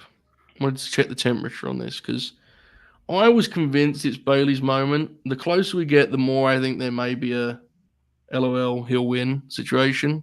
I think I'm picking Bayley. The Oracle. What do you reckon? I'm interested why you think that way. Well, Triple H. How many title changes are there going to be, bro? He's generally quite conservative for those things. You look back historically, you know. I know. Bayley should win. Somebody's got to clock him in the head, man, because it gets frustrating.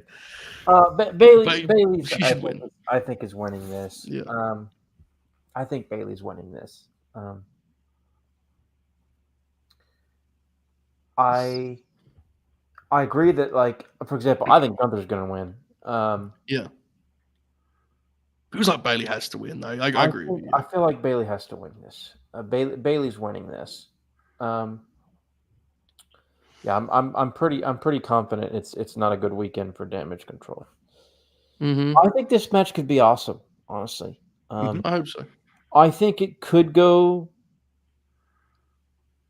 the way of, like, kind of just there. But I agree. I think I actually weirdly have a good feeling. I think this is going to be really, really good. I'm hopeful. I think this match has the biggest distance between floor and ceiling. Not because I think there's a version of it that's bad, but I do think there's a version of it that follows something that's big time, really rocks the building, and it just doesn't quite have the heat you're looking for. You know, now, if Bayley has the entrance a lot of people have predicted, the old school Bayley entrance, that should help in terms of heat, right? That'll be a moment in a stadium for sure. The best version of this match could actually be really, really special. Placement is huge. Bayley as a babyface, it could be one of those magical moments where the people just get with it, especially if she has that entrance again, right? It could be something. So hopefully it's the positive side of things. Obviously, talent, no doubt. I agree with you. I do think there's some different versions of this match. Hopefully we get one of the best ones. Yeah. With all the international fans that should be here, we'll probably get the singing Bayley chant too during this. And again, like, folks, I apologize if it seems like we focus too much on placement and crowd, but the reality is it's huge on WrestleMania. Like, if you look through history, there are so many matches that on paper look a certain way. Era now, where, like, these ads are like, man. Yep. 23 minutes huge. long. Yeah, these matches don't live in a vacuum. Like, it all affects each other. And the best version of this match could be something really special. There's another version of it that it's not really something we remember. So, again, as I've said a million times, hopefully it's the positive side of things. Bayley should win and become the WWE Women's title champions around. And I assume Dakota and her can have a real program after that, which could be cool. Like, they had like a 7-minute TV match last week or a couple weeks ago that I was very high on. So, yeah, I'm into it. All right. Let's now move to we'll leave the Cody Roman stuff for last, all of it, because it all bleeds into each other, right? There's a lot there.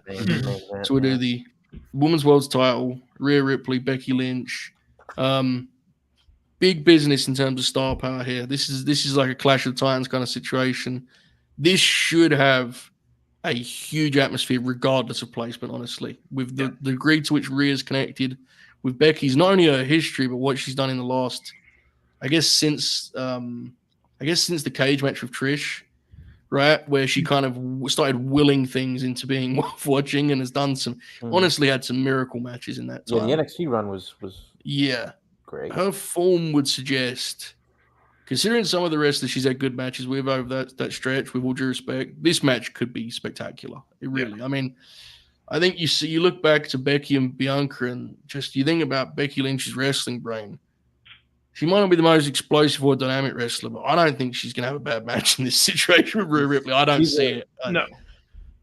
Yeah. She's going to have big ideas, Oracle. Talk to us about it. Go for it. She's a brilliant wrestler. Like, she's not my absolute favorite, and I'm going to be biased and say that I'm rooting for Rhea here because she's my favorite wrestler right now. Mm-hmm. But and for what it's worth, I would have preferred a sports build here. I've been vocal about how I at least in our chats about how I'm not a fan of. I understand what they're doing because they want to try to create this face heel dynamic, right? Where Becky's clearly the face and Rhea's clearly the heel. That's why they have Dom with Rhea so much and all this. I would have just preferred a sports build. I think it kind of asked for that. But as far as like the match quality, I mean, it's going to be awesome. I think this match is going to be amazing. I think it honestly could be the best match of the whole weekend. I agree. I think it has a big opportunity for that. I think it could be one of those, which is so awesome to even think about. 10 years ago it would have been laughable to even mention it. But I mean, we've had what? Sasha, Bianca, Becky. The triple threat at 32, right? Yeah, I mean, yeah.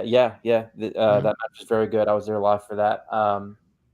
The triple threat at 35 was not good, but I mean, it was the main event of a one night with the last one, WrestleMania. Yeah, it's incredible to think about. But I think this could be another classic. Of course, Rhea last year too.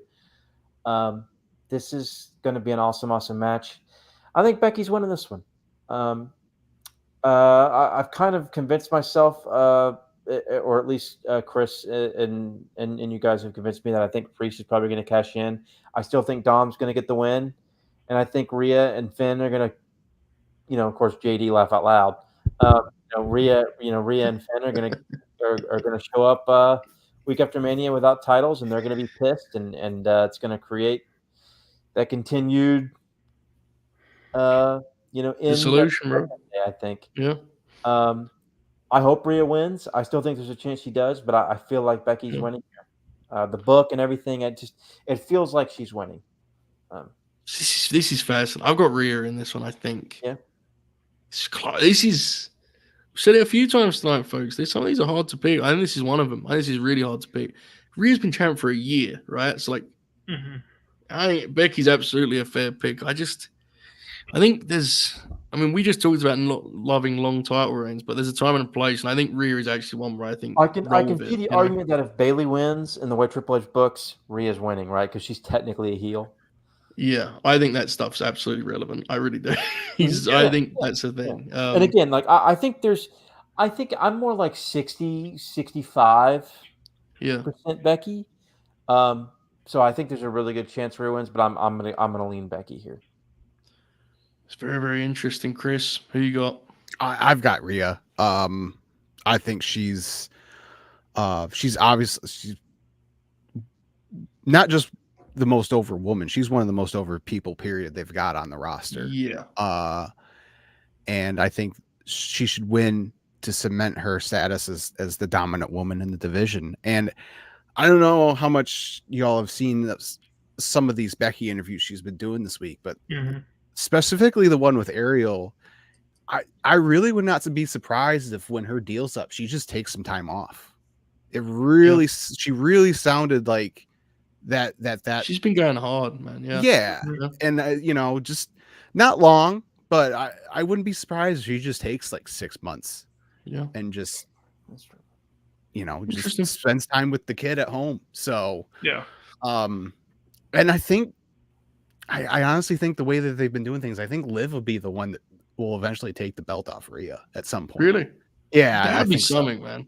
I don't know. Like, I don't watch it as closely, but that'd be a real show of faith, right? In Liv, that would be like I mean, she won the belt before, but cash in, different situation, right? But that'd be something. That's interesting. I don't know, Bobby. What are you thinking on this? Yeah, I'm excited for it. One of the biggest women's matches they can do, right up there with Rhea and Bianca. I'm gonna go with Rhea. It doesn't feel like it's time for her to drop the title yet. And I know, there was kind of a lot said, especially throughout last year, where she wasn't defending it regularly or whatever. And that is still something that they could stand to work on a little bit more. But I think they've improved on that a little bit. And they're, like you guys said, lives out there as a possible opponent after WrestleMania. It just doesn't feel like it's time yet. Yeah. Interesting. Folks, hope you're enjoying the show thus far. Please do, especially on the YouTube gimmick. Give us one of those thumbs up and subscribe. If you're watching elsewhere, then feel free to head to YouTube afterwards and do the same. We appreciate support. Hell of a house tonight. We're having a good time. And now it's time for the double main event situation.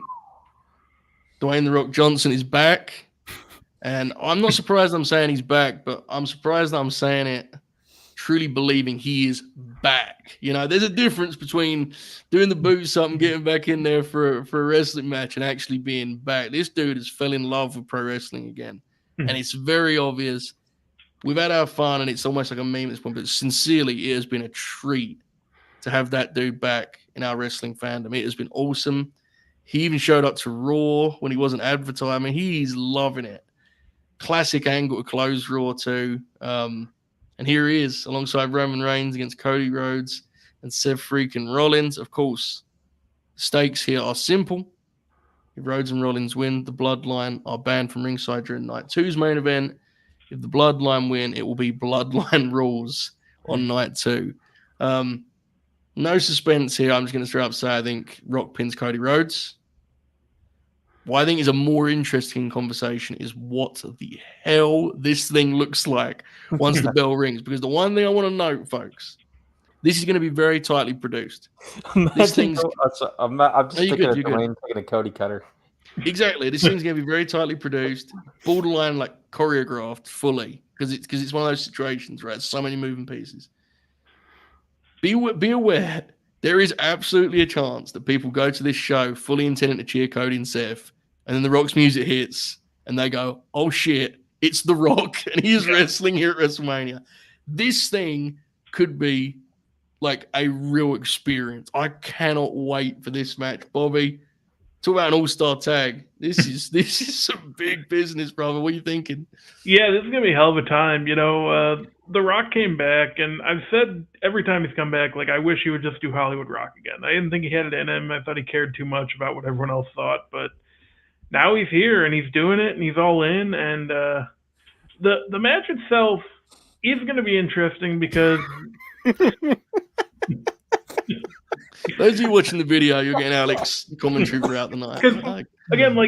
You have The Rock, who, last time he wrestled an actual match was the second match against Cena, which wasn't good and was, 11 years ago or whatever. But at the same time, you have to make sure Cody and Roman don't do too much because they're the main event of the second night. So you can't risk them, getting injured or anything. So it's going to be fascinating in that regard. It's definitely worthy of the main event, obviously. Like, it's been such a wild journey to get here. And I know, this wasn't the plan, but they went with it, and I think it's worked. And, everyone, really except Roman, has looked great in this feud so far. And, I mean, it seems obvious, like you said, Rock pins Cody. That might be a singles match they go back to at some point, but it's clear that it's going to be Bloodline rules on Sunday night. I think they're going to throw Roman a bone on this finish, and the finish is actually going to be that he has Cody beat and Dwayne takes himself in. I think that's what they actually do. Like, Rock kind of takes his moment. Because I think coming out of Mania, the story is going to be Rock basically saying, why couldn't you do what I did and pin Cody Rhodes? I think that's where we're going. But nonetheless, so much here, Chris. There's so many possibilities. It's hard to really imagine what this looks like. But we're going to try our best. What are you thinking on this one? In my notes that I wrote down today for all these matches in preparation, I just wrote in big bold letters spectacle. Yes. Yep. The entrances alone, I mean, we all joke about the length of the entrances, especially with these four men, but these are going to be some all-time entrances for at sure. This WrestleMania. And I'm like, there's good wrestling and then there's good wrestling, and this is going to be the latter. Like, this is just going to be just Proper bullshit. Tremendous bullshit is what this match is going to be. And I'm here for it. So, Mhm. but yeah, the bad guy should win. Rock and Roman should win. Cody should eat the pin, especially if God, please, he's winning on Sunday.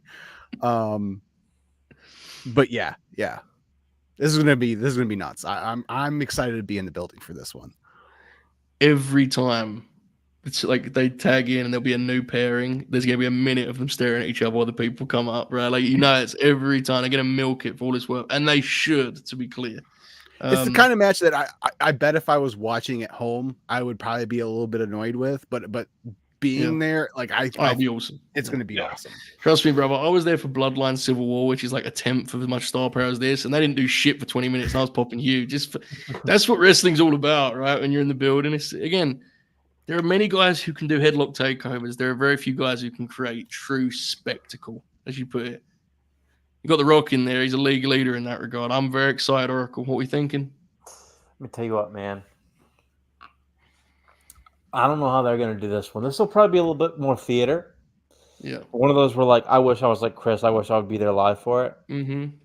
But I'm also so hyped for it. I'm willing to give my leash some length, The part where Rock and Cody get in the ring and they stare at each other is going to be electric, man. Like, that shit is going to be, like, It's a moment, brother. Brother. Goosebumps. Mm-hmm. But there you go.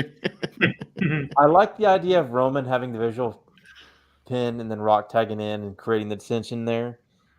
The bad guys are winning this. This is going to be theater. Very much so. Cinematic, all that stuff.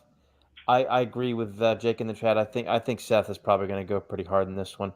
I think he's going to be working his ass off in the Drew match the next night too. Honestly, I think he's going to try to.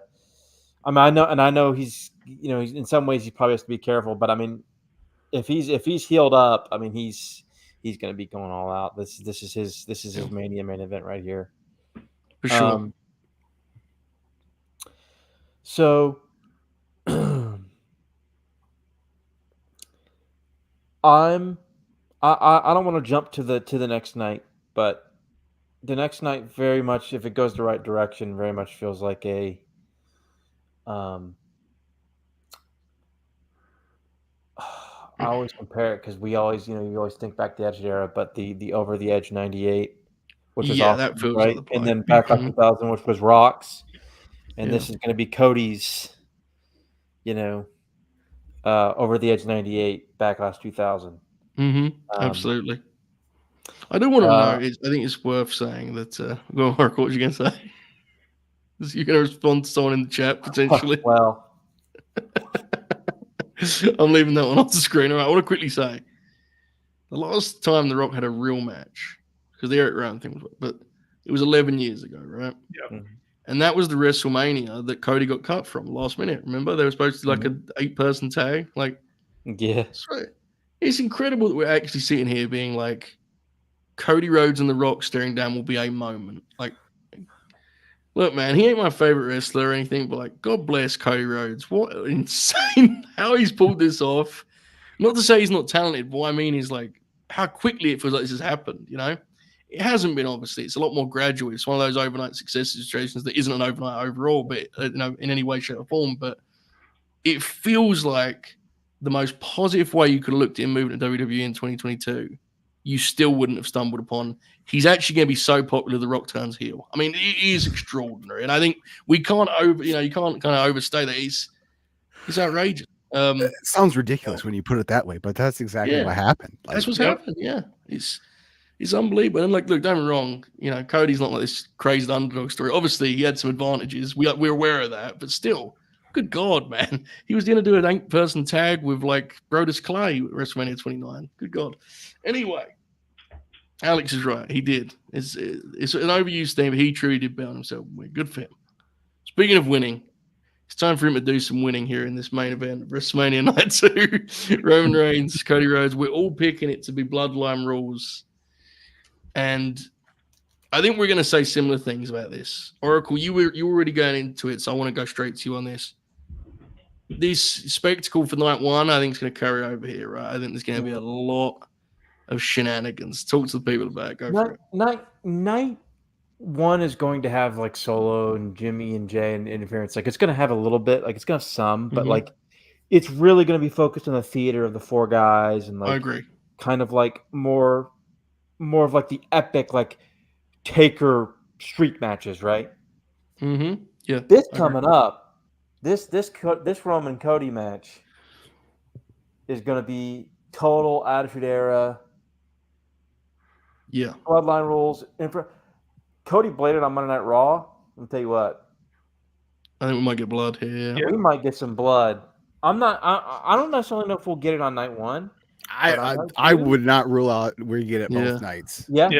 Especially because I would actually say night one is the bigger possibility because The Rock's the one that's talking about making him bleed and stuff like that. Yeah, I think Rock's going to be so involved in night two though. You could do it on true, I think Like, it's going to be interesting. So, You're right there. I mean, there's going to be the visual of the trailer, right? With Austin and Cena. Oh, we're seeing him. Yeah. They don't do stuff like that by accident anymore. They're very I mean, especially the way they handled the whole Punk situation leading into the Survivor Series, like they don't. They're this regime is very careful about managing people's expectations. And the report was out there too, which makes it's like they knew people were thinking about this before. You know what I'm saying? So they would have shot around it if they're not. So we're gonna have this big brawl. Okay, so all stuff's going on. It's craziness, interference galore. Rollins will probably come out too, even right? Like he'll probably get involved even after all kinds of stuff. Jay's gonna take out Jimmy, and they're gonna Cena's gonna come out for Solo, and then I'm gonna tell you what, Dwayne's gonna be just eating everything up. It's just like it's doom. The glass shatters. Chris is gonna fucking go nuts out there in Philadelphia. Fuck the Eagles, but I'm a Cowboys fan, but he's gonna be going nuts, and that when that glass shatters, I'm gonna tell you what, The Rock's gonna put on his like 1999 face when he's gonna sell big, dude. Yeah. When Austin comes out and Steve's gonna, if he come out on ATV or whatever, he's gonna come out. He's totally going to, yeah. He's totally going to.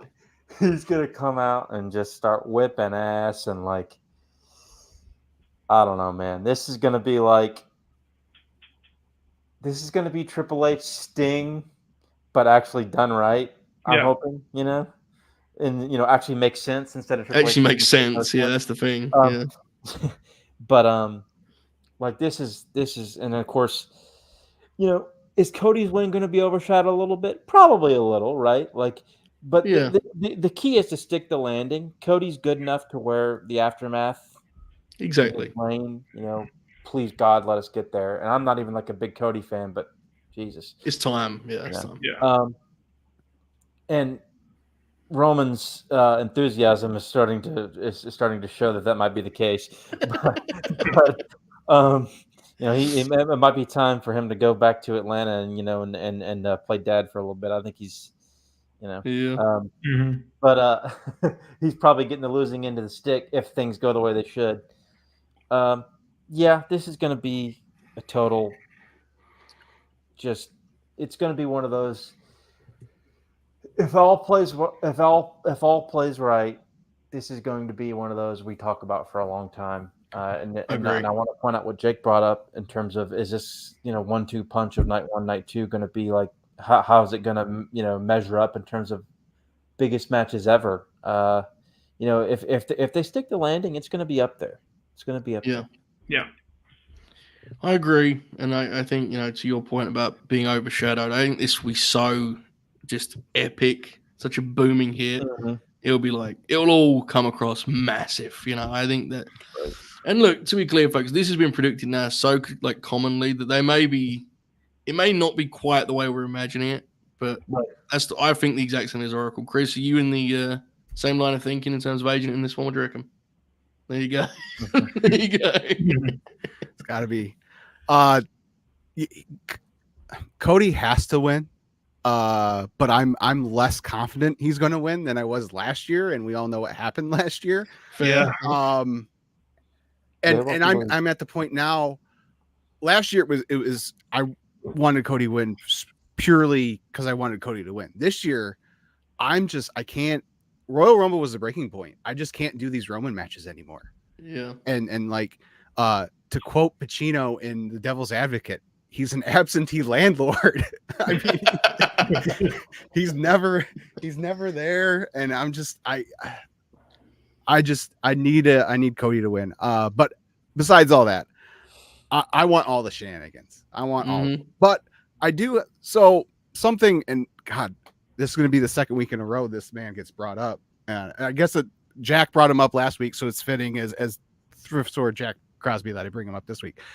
But a thing one Sam Roberts keeps saying is like he's been bumping against the idea of the quote unquote Avengers ending if it's Bloodline rules, because why wouldn't the Bloodline just bar everyone else except Bloodline from ringside? Like the way I think they get around that is they ban active wrestlers. Yeah. And then that leads Cena and Austin to come in and make the save. I definitely don't think no one should touch Roman besides Cody. Agreed. Because then you can the deal should be when Steve stunners Rock. Yes. Cody should be getting back up, and it's one of those deals of there you go, right? Like take it. That should be and then that should be allowed to be its own thing for a second at least. Yeah, I agree. Yeah, but it's got to be.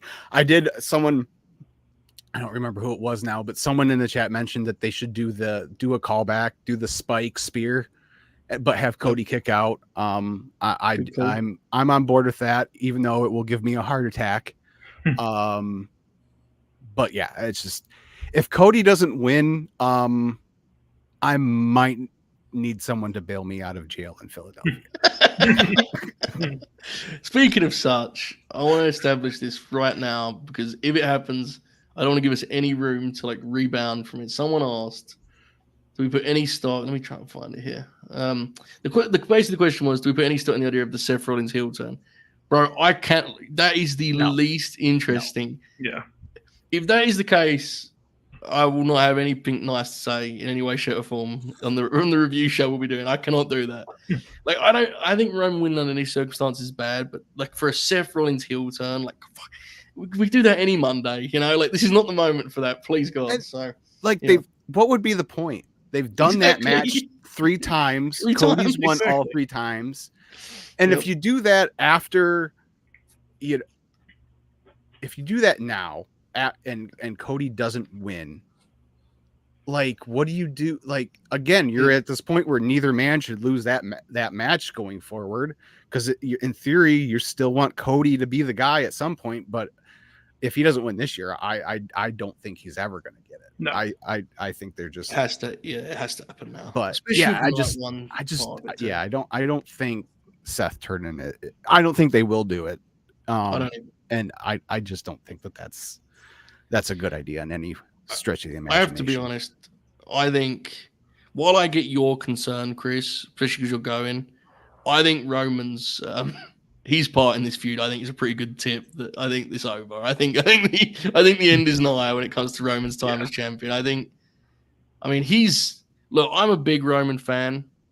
I don't know what's going on. It may be something, that's like we're not aware of, but it has been crazy how little ESPDs give a fuck about this. Like he seems completely uninterested, which on some level I respect, as doing that at the end of a 4-year title run is one of the funniest things I can ever recall.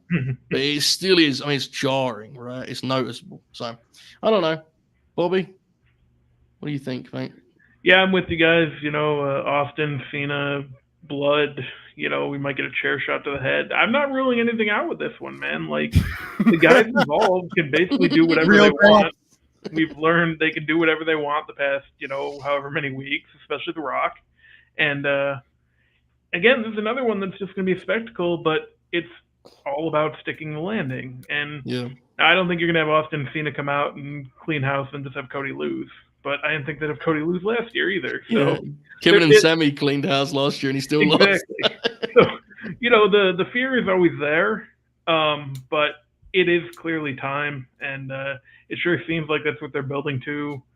Probably a Rock and Cody match at some point down the line, and then Rock against a babyface Roman while Cody goes and does whatever with the title. It's going to be wild, man. Again, I hope they make the right decision, and I'm looking forward to it. It's going to be a spectacle. This is something you can get away with like one time in the Mania main event, and they need to make it count. It's going to be, especially WrestleMania 40, right? Yeah. XL. Sorry, XL. folks. XL, yeah. If ever there was a time, someone mentioned in the chat earlier, the idea of Cody winning the belt and being, kind of been, accepted on that stage by Austin and Cena. I mean, it's a pretty good deal, I think, right? I think he'll take that. So. God, I just thought of something. Uh-oh. Is it good or bad? It's bad. Oh, no. No. Austin, Cena, right? That takes care of Rock and Solo. You still got Jimmy, and if they don't allow any, who's the other guy who could come down? Legend that could come down. Well, the Undertaker is. He's someone I would prefer that one. I was thinking more. Red not the Hulk stuff. No. Yeah. Bobby, what do you think about Hulk Hogan? Any thoughts? The immoral Hulk Hogan? Yes, the immoral Hogan. Yeah. I think it would take like 10 minutes for him to get to the ring, so we don't really have to worry about that one. Cena can run. Austin has his little vehicle. Hogan's just gonna walk, and it wouldn't work. And also, no one wants to see him. He could ride bitch on Hogan's. I'm really sorry, fellas. I've got to be honest. I can't. Jim Uso running an entire ramp to eat a Hulk Hogan punch is fine. I'm sorry, I can't tell you I would laugh at that. Ben's idea of Triple H coming out and like taking out Paulie is hilarious. Imagine Triple H like punching Paulie. Do not bro. Triple H could absolutely get himself involved in this. They made Triple H part of this. I mean, he hasn't. He's the one who cut that promo after the press conference and was like, "I'm the one who decides things." In all seriousness, let's not do either Taker or Hulkster, right? Like, Cena and Austin's perfect. It's perfect. I know they said Bray might be involved. Taker might be involved. He's coming out at some point. I don't know. He may be in the crowd for the Jimmy and Joe match. I think Taker's involvement in Mania. I think they may be doing something for Bray. I think that might be Taker because they said Taker's got some sort of involvement. I don't know. To me, him being involved in that match would be like because Cena has an actual reason to be involved, right? The last time we saw him solo murdered him with 400 spikes. And Austin and Rock is like the ultimate, like it's the most natural thing ever. So yeah, that's my reading. All right, let's put together these cards here quickly. But firstly, I picked earlier Sami and Gunther as my pick to be the match of the Mania. Obviously, a million moving pieces, but I just want to get everyone's prediction for the sake of conversation. Bobby, what you got? Yeah, I think from an in-ring standpoint, Sami and Gunther's a really good pick. I think from just like a spectacle WrestleMania standpoint, it's going to be Roman and Cody. Okay, Chris, what are you thinking? Yeah, I mean, to be different from an in-ring standpoint, I'm gonna go with what I said earlier. I'm gonna go Seth and Drew. But for everything all encompassing, I'm gonna go either the tag, the All-Star tag, or the Cody Roman match. Oracle. Yeah, match of the I'm gonna Mania. go Rhea Becky. Love it. Spectacle. I think I'm gonna do Final Testament versus. No, I'm gonna cheat and just go both basically the main event. There's gonna they're two matches, but they're one story. So yeah, exactly. The things that make one good will probably be central to the other one. So I think it's fine. Okay, so currently we know the Bloodline tag is night 1, of course, and we know Cody Roman is night 2, as well as obviously Drew and Seth. Right, that's all we know as far as I'm aware. What do you think would be the best match to kick off the entire thing? Night 1 opener. What would be the ideal opening match for night 1, Bobby? What do you reckon? Honestly, think that's a good spot for Jimmy and Jay because I wouldn't have him on night 2 just because I think that's going to be more about like involvement in the main event. Kind of keep that ambiguous and do it that way. Yeah, I think that's a great spot for them. I actually agree. Actually, I'm with this. What do you think, guys? Jimmy and Jay kicking off the whole thing. Do we have faith, or is that a mistake? What do you think? Again, Becky mentioned something about I wouldn't rule out Rhea and Becky kicking off.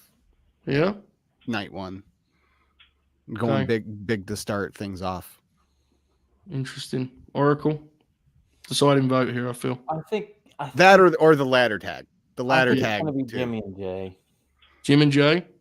Is there a chance Rhea and Becky kick off night 2, or is that could happen, right? Is that feasible? Well, so here's the question with that. Seeing as both men's world title matches are on night 2, do they do both women's world title matches on night 1, and then do the 6-woman on night 2? Good question. So some are saying that the Bayley IYO match has already been announced for night 2. I haven't seen that. I haven't seen it either, but okay. That's interesting. Do we have any confirmation on that in the chat? Logan Paul is also on night 2. Bobby, can you phone up Bruce and ask? Yeah, sorry, your source. Sorry, I forgot. Yeah, it doesn't look like it. Wikipedia still just has the tag on night 1. Well, Wikipedia, isn't it? Well, that's true.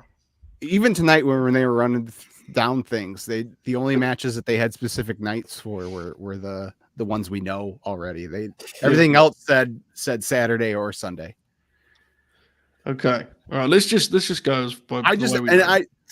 I don't see Jimmy and Jay as an opener.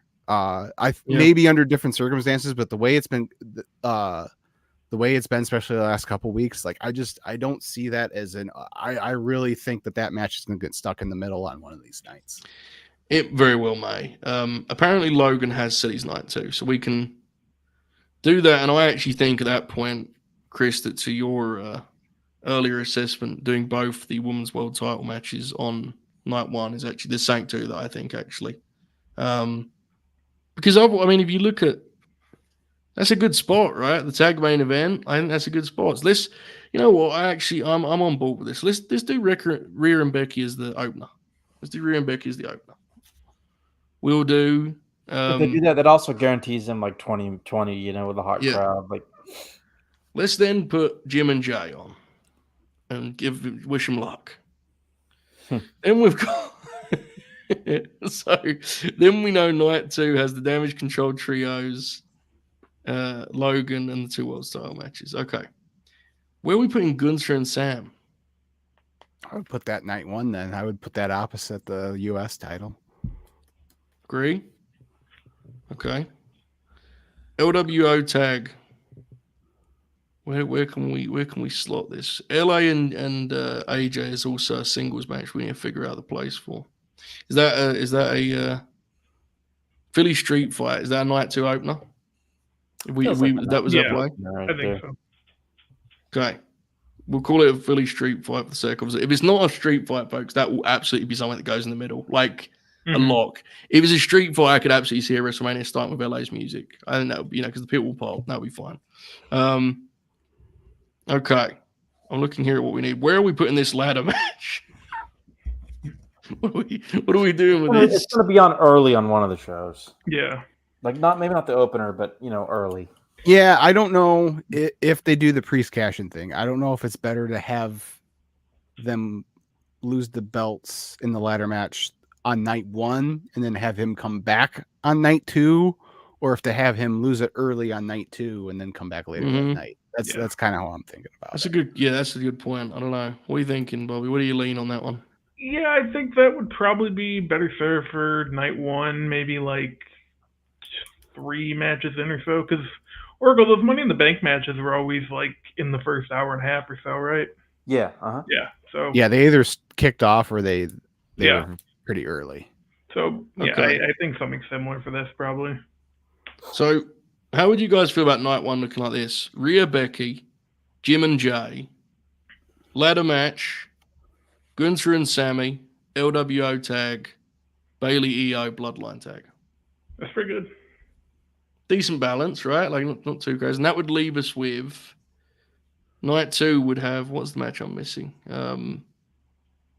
We've got Philly Street Fight, the Logan Triple Threat, Damage Control, Drew, Cody. What's the one I'm missing here? Oh, the Final Testament. Okay. I was wrecking my brain. Like, what's the match that I'm missing here? The Final Testament. That's it. I like how that's your like description of that match. Yeah, it's just the one thing I say. Final right? Testament of our fandom is the Final Testament would be the final match on night 2. So I think that's a rough. We'll see how far off we are with that, folks. I mean, it's always difficult to piece these things together because we don't know the finishes for sure. With what we discussed tonight, I think that's like a decent outline.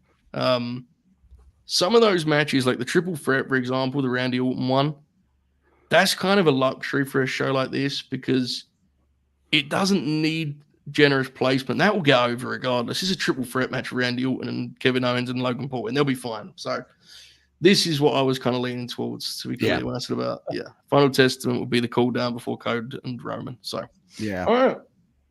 Works for me. We'll see how wrong we are. I kind of see. I kind of feel like Jimmy and Jay could unfortunately fill that spot in night 1. Yeah, they could definitely. It's either going to be. It would either be that or it would be the Rey Dragon Lee. The only reason I think Jim and Jay may escape it is because you'd probably want to space out the bloodline theatrics. You know, Sure. And I could also see them talking themselves into. We don't need a cool down so much as because it would be so different. You could do one of the singles big matches. Now, I don't know if that would work, to be clear, but you get what I'm saying, right? Like, the tag match is going to be so, as we've mentioned, so much less about action. I think a Rhea and Becky, for example, could go on before the tag match and live fine as the kind of traditional main event. So it's going to be fun to see how these things shake together, kind of come together, and there's a lot of belts here, as always. And it will be interesting which ones are picked to be switched. I think that is very relevant. And I think when you're watching this show, make note of when a belt switches what the alternative belt is going to be doing. I think that's an absolute factor with these things. So, WrestleMania XL, folks. There it is. We hope you've enjoyed this. We hope I don't think you got any insight from it. Maybe you just, laughed a few times. I don't know. At one point, Bob said that the Karrion Kross faction had staying power, so I think it was worth your time just for that alone. But nonetheless, another late night Grin in the books. WrestleMania. We're just over a week away. Let's do some plugs, promotions. Go, hey, fellas, this has been very, very fun. Bobby, where can we follow Karrion Kross on Twitter? No, I'm just joking. Anything to promote? I will not be here next Friday for the late night Grin, but we will be live after WrestleMania both nights. And I think that's about it. Grin Grappler, Terry Gordy, some point at the end of April. But that's it for now. Good times. Oracle? I got to be honest with you. Based off of the situation at work, that's $55 right there, brother. If I can't watch that show live. You talking about Supercard, Oracle? Yeah. It's not $55. It's on Honor Club. Oh, yeah. Then I'm not watching it. So I'm not going to be here next Friday because I refuse to pay for a service that has a promotion that should no longer exist. And it's a brand now, bro. And physical media of all the old shows. To be fair, it's head to head with Paulie Dangerous's Hall of Fame speech, so I don't blame anyone for not watching. I'll be watching that instead. That is going to be spectacular. I will not be here next week, and I won't be here the week after that. Yeah. I will be back on the Grand for the. I'll be here for the Mania. Right, but the flagship with the 19th, right? Yeah. So I'll definitely be there for that. Hopefully, Bobby's face will be smiling at the end of night 2, unlike last year. Tell me about it. So this means I'll be here for the Dynasty preview 3 weeks from now. Yes, I will also, of course, be here for the Terry Bam Bam Gordy Grin Grappler at the end of April. Absolutely. With all that said, I will see you all next weekend for night 1 review of WrestleMania. True. If you missed it, by the way, folks, Grin Grappler Kurt Hennig was a hell of a time. We had a blast with that. Check it out. Same channel you're on right now as the last thing we did, I'm pretty sure. So that was fun. Terry Gordy up next, as you said, Oracle. Chris Bourdon, what we tell the folks where they can find your stuff. I know that you and Matt. We should know too. When we say Matt, we're not talking about the confirmed shoot. No. My best friend of 20 years now, Matt Durr, and I. A broadcast journalist, brother. He's a big deal, right? Yeah. Well, not bright. He is a journalist, just not broadcast journalist. But yes, he he's there for a while. He before Elon made everyone pay for it. He had a shoot blue check, an actual blue check. Yeah. So he's big time. But yeah, him and I, over at my YouTube channel, musicandmoonsauce.com, most every week we get together and talk about the week in wrestling and whatever else, Lions football, and whatever else comes to mind. And also over there lately, I've been trying at least once a week post. Been trying to get back into my bass playing, so I've been posting bass covers there every week. So check those out as well.